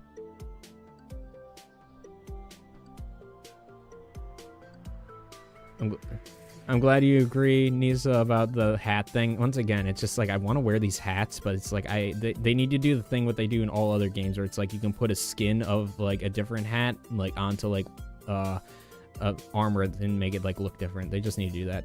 Elzyfer Lux is a cool version. See, that's one of the good Lux versions. Like, other than that, like, some of them are kind of lazy, where they just put the like lightning mohawk on their head. Yeah, I'll admit the colors are good, but it's just kind of lazy. What is the respawn timer for the big chest on the oil rig? I don't know. We'll go check the VOD afterwards, and then we'll have an answer. I'm guessing around 30 minutes. My guess, hour, is what Nisa's saying. Question for chat: What's your proudest moments in your world? That's a good question. I'll answer mine. It was definitely setting up all of my bases. And also probably defeating, actually I take it back. My proudest moment is definitely beating, Seiya and Celine on hard mode for the first time. I was super hyped about that. I still need to beat Bjorn, which we might be able to actually do in this stream, to be honest with you. But yeah, definitely beating Seiya and Celine for the first time. I was so hyped. Let's speed run through the rest of these. New oil rig needs a better drop rate. I agree. Do you think there is a benefit to play it with max pals in max spaces? I don't know what to do with my world settings. I personally say so. Obviously early on, it might not be as beneficial, but when you're like late game and you're like really trying to like crank out stuff, the best way of putting it, it'll speed up the time of things, of getting stuff done. Like any sort of base work you need done, having more pals to get all that done will always be helpful. Having multiple bases is more of like a late game thing, but once you get to the point where like you're maybe not where I'm at, but like just at the point where it's like, oh, like I just want to like make my bases as efficient as possible. Hello, Henry. Cat has joined us. But yeah, I'd say it's helpful if you really want to like keep stuff separated. Once again, early on, it'll be very unnecessary, but having like good example, I have a base specifically for farms. I have my main base where I just keep all my stuff at and like do a lot of like my kindling and whatnot. And then I also have my base where I specifically have like 5 breeding farms just for like pal breeding. One's base specifically for getting what's it called, like all ores and stuff and wood. But like there's a lot of things you could do. It's just a matter of I'd say I personally add them as I need them. I kind of like bumped it up a lot recently just because I've been needing to make some room for bases and stuff. But I'd say the more bases, the better. They definitely aren't going to hurt you by having more bases available to build. It's just pretty much however you want to set up your stuff. If you want to have a stuff more compact in a few bases, all I'll say is that having at least one just extra open like base to like do specifically for raid bosses, that is always helpful. I don't care what anyone else says. I'm not destroying one of my bases just to do one raid boss. So sue me or hate me or whatever you want, but that's how I see it. And so hopefully that kind of somewhat answers your stuff. And I also know I'm not explaining much here, but I'm just kind of going through, like I said, this is like generally what I do when I'm like just trying to get all the chests around the thing. I do not fight these guys or a lot of these guys unless I like 100% need to, because to be honest, it's a lot of work, and even with all this armor I still die easily.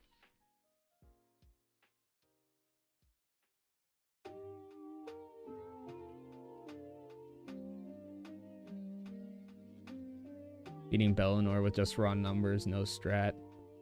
I mean, that is true. Once again, it will definitely make some stuff easier. But at the end of the day, it kind of depends on how you want to play. If you don't really care, I'm going to definitely die. 118 health. I lied. Just a prank.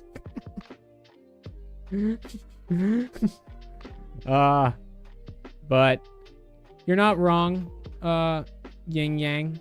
I just like I said before, that's why people were very upset about my Xenolord guide or Xenolord Ultra guide, because I personally play with 50 pals at a base. But we did fail today, but like I said, I think it was just because I made some fatal mistakes while doing the raid. But we could definitely, it's definitely possible with the same amount of pals, just using 15 at a time. But yeah, it can make your game a bit easier in the long run, at least when it comes to raid bosses and stuff. But I mean, anything else outside of raid bosses, it's not really gonna make that much of a difference. Whoops, there goes my controller. Sorry, my like cat's on my lap now, so now I like have to like rearrange where I'm like putting stuff. let's go back to base. Let's catch up on chat. But like I always say too, at the end of the day, on your own private world, who cares if you did it in an easier way than what other people say? I think the only thing that you can really say is that as long as you aren't like going around being like, oh, I beat it, and then like claiming you did it on normal settings and not, like, I won't claim, at least not until Henry, could you stop being needy, my child? He's like, wants me to pet him. He starts like pawing at me. But yeah, it's like I was saying though, in your own private world, at the end of the day, as long as you're not going around gloating saying you beat it and like beat it with normal settings, as long as you are make people aware, like, yeah, I beat it, but I did have some modified settings to make it a little easier. Like, at the end of the day, people can be mad and say, oh yeah, you cheated, whatever, etc., etc.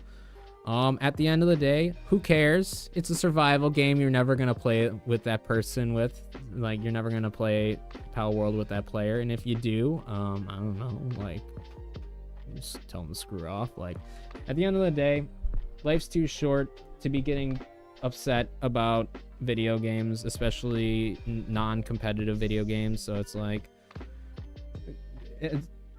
I said, you play the game how you want to play, but at the end of the day, like, I guess just don't go around gloating saying you did an achievement.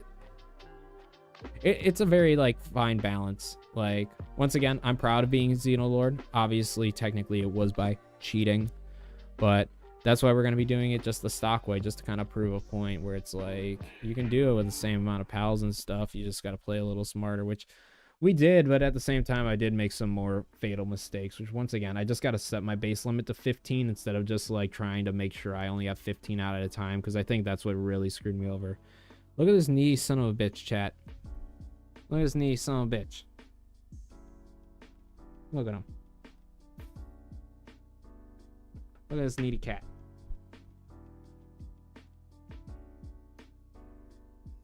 Are you being needy? Hi.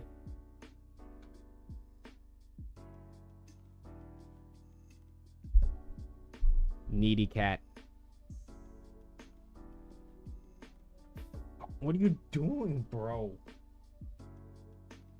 Can I help? You see him? He's like pawing at my hand. Can I help you? Bro, I'm streaming, homie. Yeah, I'm talking about you, asshole.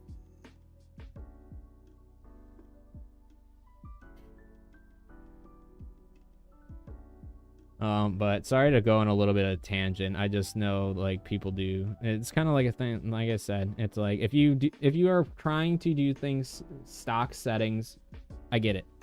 But at the same time, it's like, I don't know. It gets annoying when people are like, "Oh, you cheated," even though it's literally a setting you can change. Like, if they didn't want you to do it and didn't want it to give you the option to make it easier, they just wouldn't have added that setting.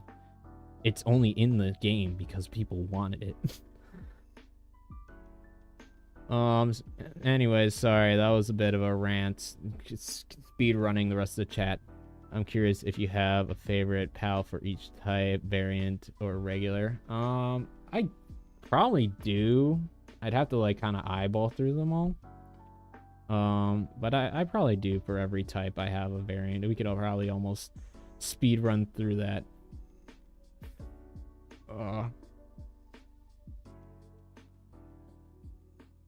Let's see. A PAL that had way too much to talk about. But yeah, literally, that's what they are. That's what Valinor is. Just got them thick hips. You know what? Fair enough. Derpy Dino's design is nice. Yeah, it's cool. As funny as he is, he does have kind of crap stats. I really wish there were clothes varieties. They really staggered James. See, that's what I'm saying. It's like if they made like the NPC outfits, like outfits you could like put on, and then you can like transmog them onto like better armor, like Hexalite armor, but like have like the samurai outfit on, like that'd be cool. I could see if I could see any variant, I'd probably want Cylinder knocked with demon horns. I could definitely see them doing like a dark variant. Unfortunately, I could see that just because it feels like every pal in the game freaking gets a dark variant. But I think a dark variant of Celadir would be pretty solid. What else would be cool with? Yeah, I think an aqua version would be cool. Like almost make it. I could see like a sea otter almost kind of mixed into that and give it some like fins and stuff. I think that'd be pretty cool.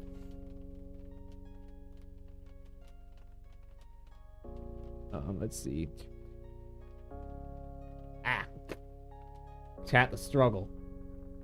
I have cat hair in my mouth, but because I was petting the cat, I have cat hair on my hands. So when I go full cat hair on my mouth and my hands, I get more cat hair in my mouth. You're a problem, you know that? Little shit. What breed is she? First off, he might not have balls anymore, but he is still technically a man. It's okay, I never really specified. But I don't really know. He's just a gray tabby. He's just cat. But gray tabby is probably the closest thing I could say for his breed. I really wanted Bellinor, so I just turned player damage up.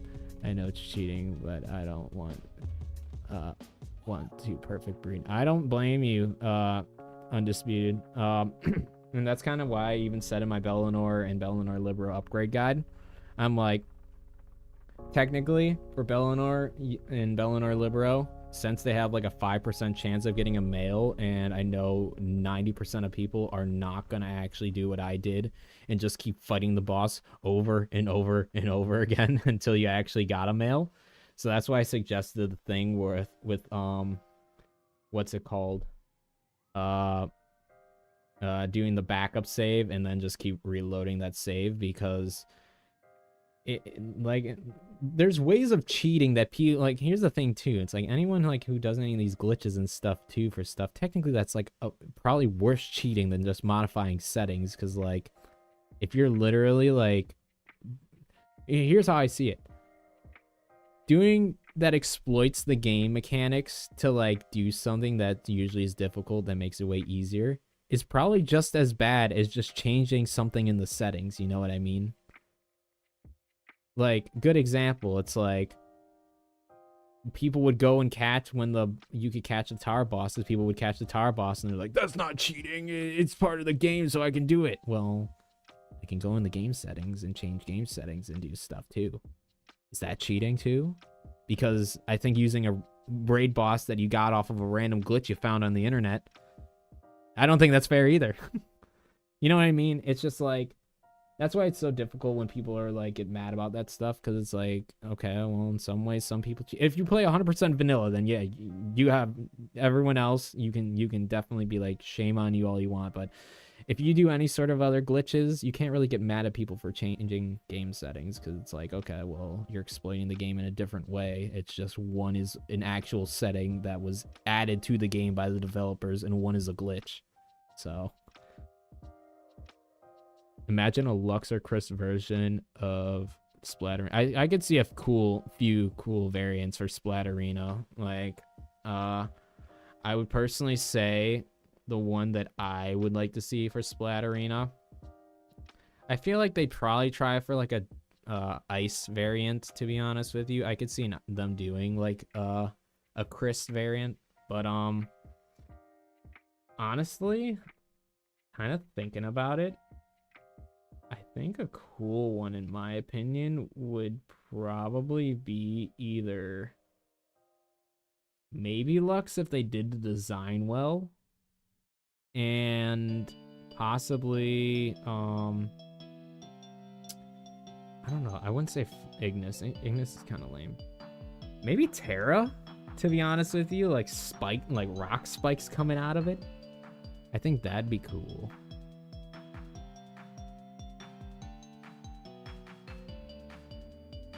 You got a male in the first one. Very nice. Hey, that's very lucky, because like I said, that is a very low percentage rate of getting a male. So if you got lucky and got a male, in my video, if you watch it, it took me like 50 something Bellinors and Bellinor Liberos to like get one that was male. So good on you for getting one first try.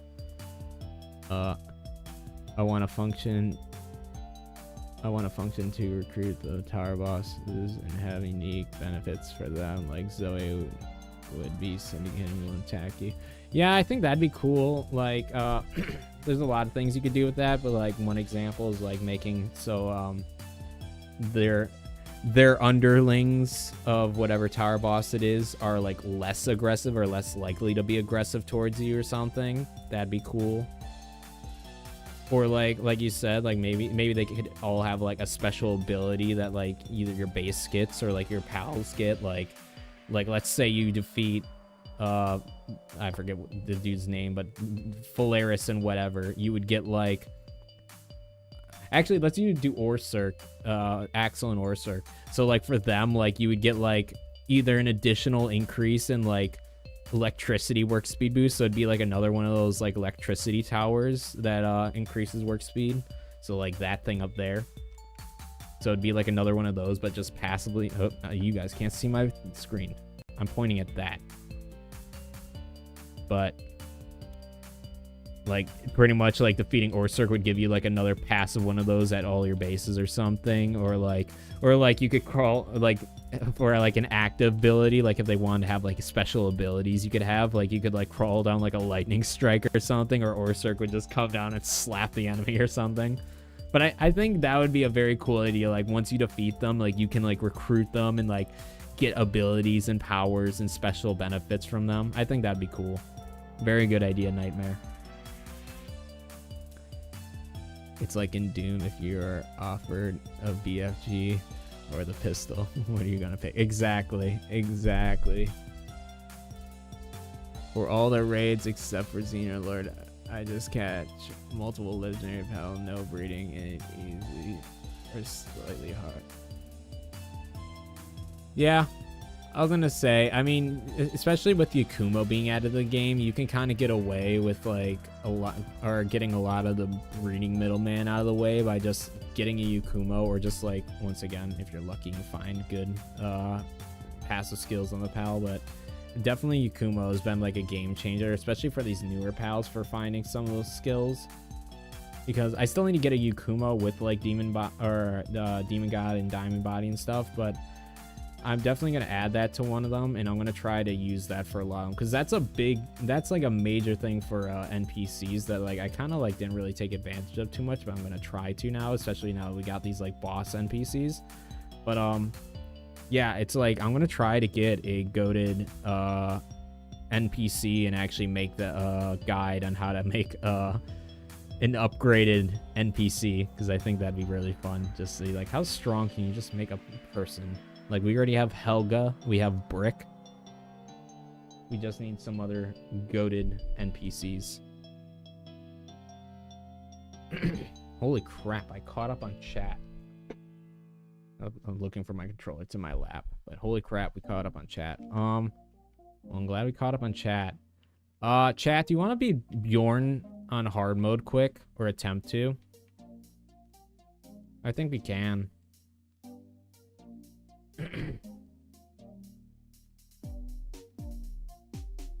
I think the only thing I'd want to do is I want to grab eyes past them. I'd want both these guys.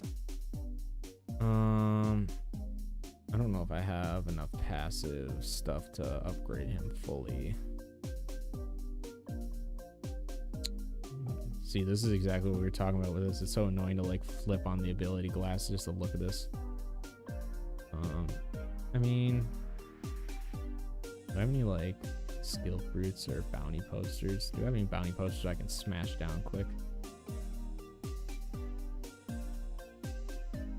Thanks, Novo. Yeah, let's do it, definitely. What's going on, Lucian? Welcome to stream. Hope you're doing well.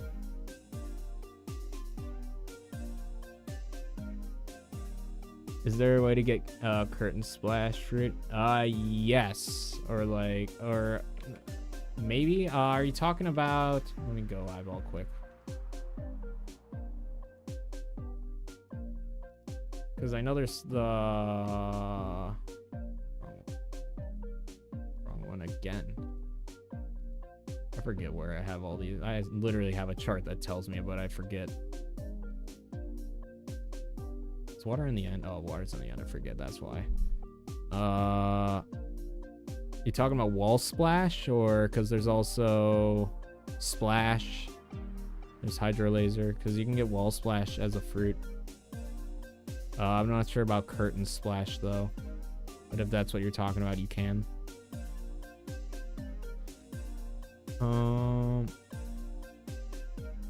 Fighting on hard mode is like fighting Godfrey and Elden. Yeah. See, that'd be like the thing I would like be interested in trying. Like, if I ever did a hardcore playthrough of the game, like where if we die, we're done. I would probably say at least beat Bjorn on regular mode, but if we could beat him on hard mode, that'd be pretty impressive. Last time I fought Bastigor, I got him down to 15k health, yet I managed to do Grisbolt, Lillian, or Cirque in hard mode.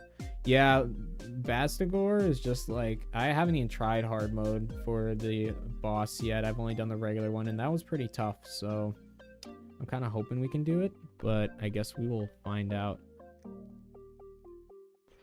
I think the main thing, to be 100% honest with you, is just making sure we got good moves on him, because we're gonna need. Do I have flame funnel? I do. I want to save one of these because I do need to start using these. God, this is a mess, but I think we will use flame funnel. We will grab flame wall because I personally like flame wall, and we'll also use Ignis. Probably fireball would be better, huh? What do you think, chat? Let's just grab all these. And I have an open tree. No. Because we're gonna be in order to do it, we're gonna need fire moves on our Knocklims. So, what fire moves would you guys like to see? I'm thinking personally, flame wall, Ignis range, firewall, fireball, and flame funnel. But if anyone has any other ideas or suggestions, I'm all ears.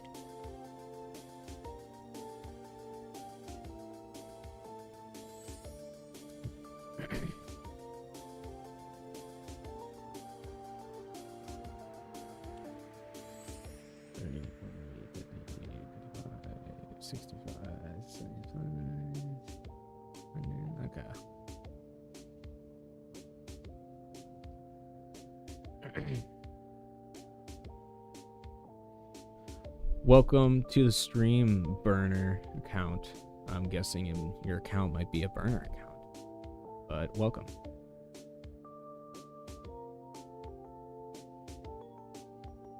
Yes, sir. Yes, sir. We got just a couple of pals over here at the speaker head, private world on Palworld thing.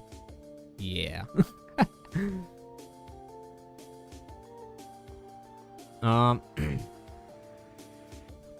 Thank you for what I appreciate that, Sandman. That's very kind of you to say. Are you gonna triple Goblin or use the muds? That's a good question. I think this time we're gonna go for the triple the muds, but we might end up adding some Goblins depending on how things go. Is Fire Punch even a move dragon? If it is, I don't even know if I have that. It has to be a skill fruit I have that I can put onto Knocklims. I made a lot of progress recently.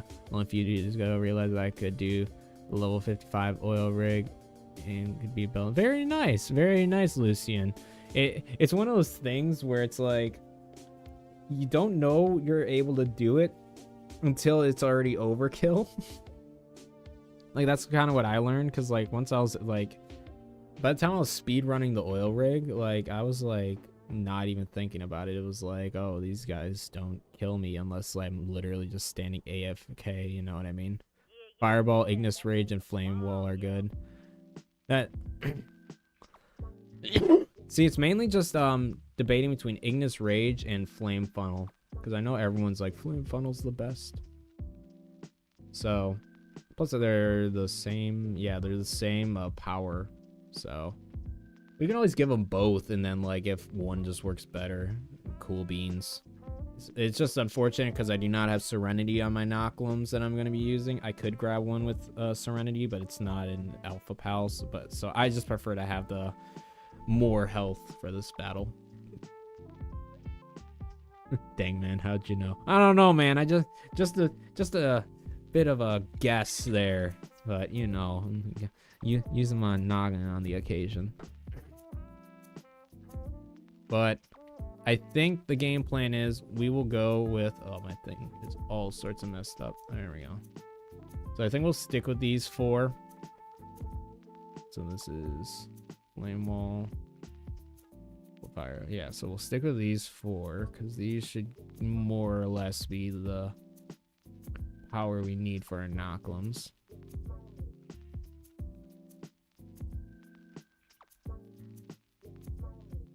Apparently have that on him. Cool beans.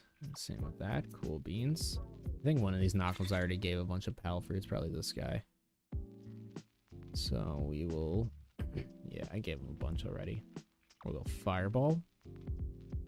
We'll go... Ignis Rage.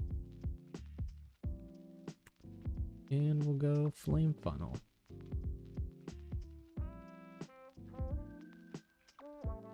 Funnel and Ignis Rage. We might try out Flame Wall. I personally like it if the pal kind of sits in still, but with Bascore jumping around a lot with his stuff, it's it's definitely tough.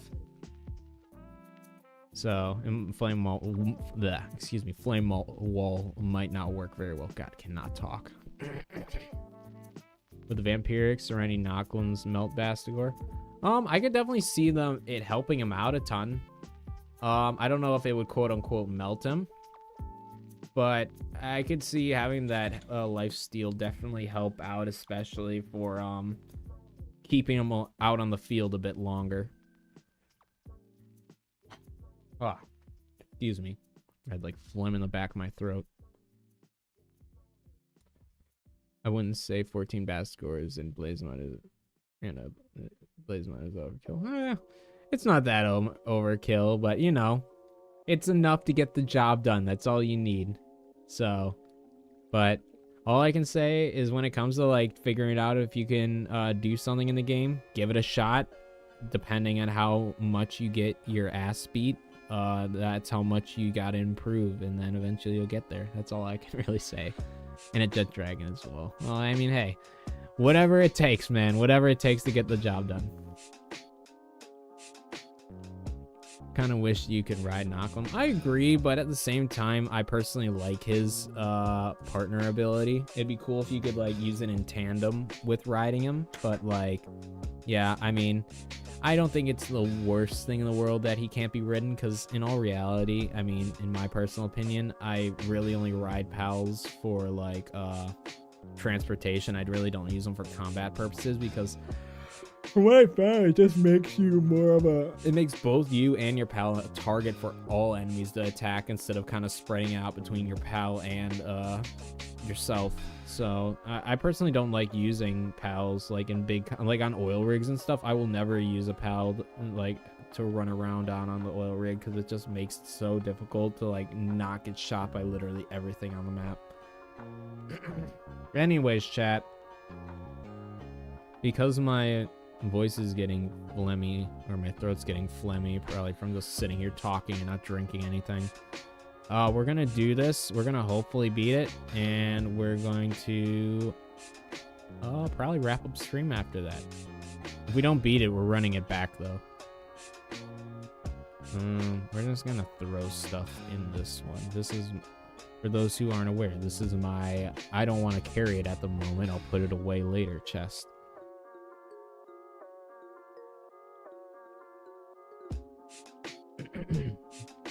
I think we will use... Oh, I hate always using the quad launchers, like, and this is something I'll, like, say to the day I die. I hate, like, I like using a variety of weapons, but sometimes you gotta do what you gotta do. Sometimes you just gotta pull out the 4 quad launchers, you know what I mean?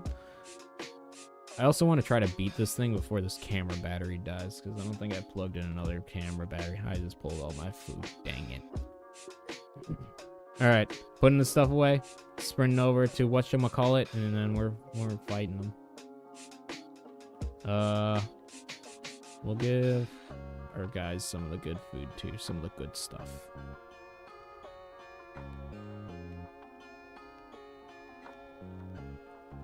Do I have any health potions to spare? Because I might give those to my Nocklums as well, along with myself, to be honest with you.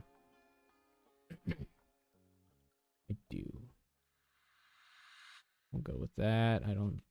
Did I put revive things away, or did I use them all? I don't think I used them all. Did I throw them in the stuff I don't need, I'll deal with later chest? Probably. Yerp. We'll grab 2 of them and hope that's enough. Good enough for me. Let's get it before my camera dies. Let's grab our done muds.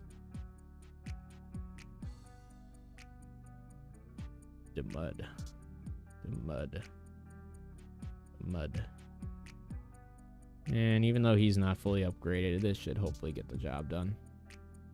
And then we'll also do this just to make sure they're 100% A-okay. Alright, let's do it. Let's get it.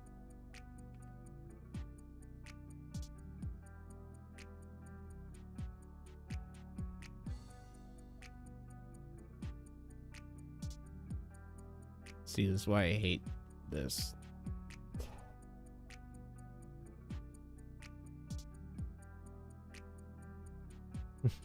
Hold on. I'm speed reading chat and then we're running into it just so I'm all caught up.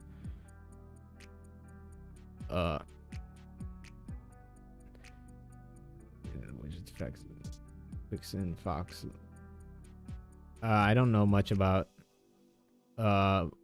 Wixen's ability. I probably would remember, but just off the top of my head, I don't. Imagine if they didn't patch a 2 power. 2 pals at once and you.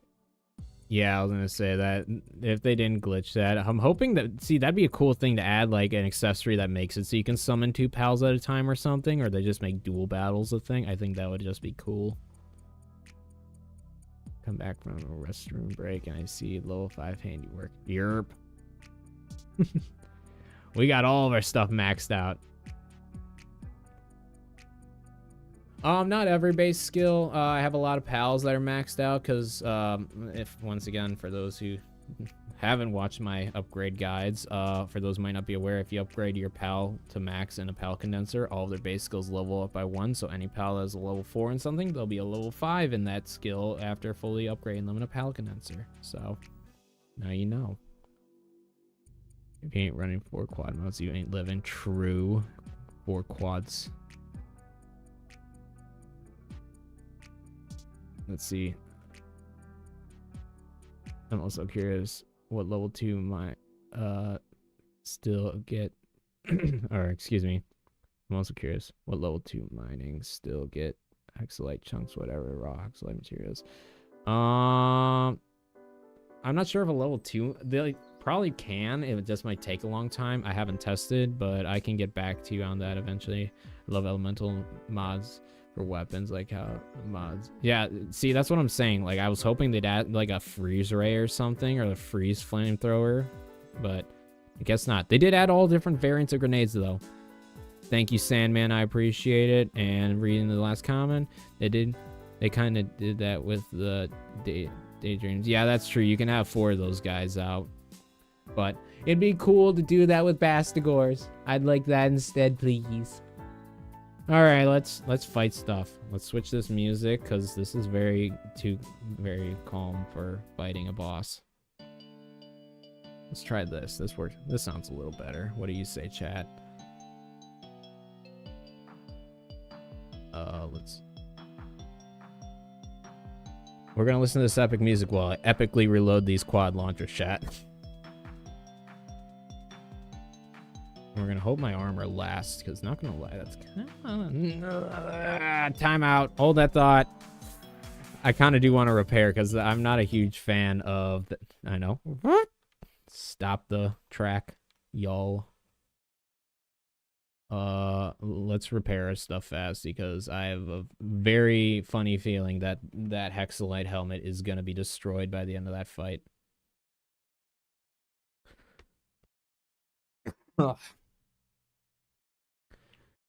Run very fast. Very, very fast. Alright. Let's try this again. Now we can actually just, like, jump into the battle, too. I apologize for, like, doing this and just, like... what's it called? Going on tangents. I just want to make sure we're actually going to fight this thing and beat it. You know what? Just to be honest... after our Xenolord loss tonight, I would prefer to actually get a dub. You know what I mean? So, that's what we're going to do, chat. Alright, well, let's try this again, shall we? Alrighty, now for realsies. The only thing we're going to do is we're going to give this and this, and we're going to save that, and hope for the best.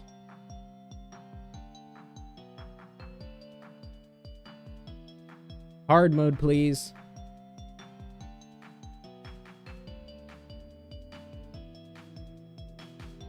Can I, like, hold tab out quick? Thank you. Alright, let's get it, chat. Yeah, see, I love...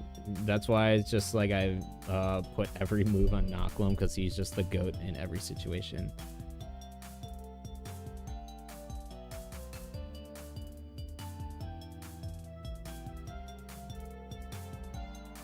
Level 3 mining. See, yeah, I haven't tested with low mining pals, so I actually don't know, but I guess that'll be something I can test.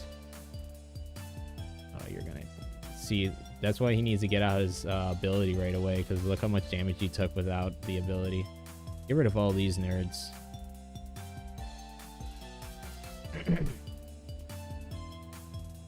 Yeah, these are like... they got a glow around them. I don't know what this is about. I'm not a fan of it, though. We definitely got to get rid of these Fabric dudes. These warriors just vibing.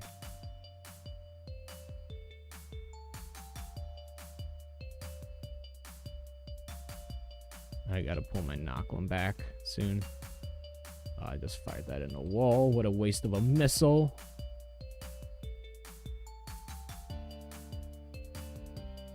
Oh, I got to pull him back. Don't kill me. Oh, that was a pull. Oh, that's so bad. That's so bad, chat. Oh, dude, that's so lame. All right, we're running that back. That was just really bad. I dodged into a pull. Run it back. That was really bad. We are definitely not ending on that.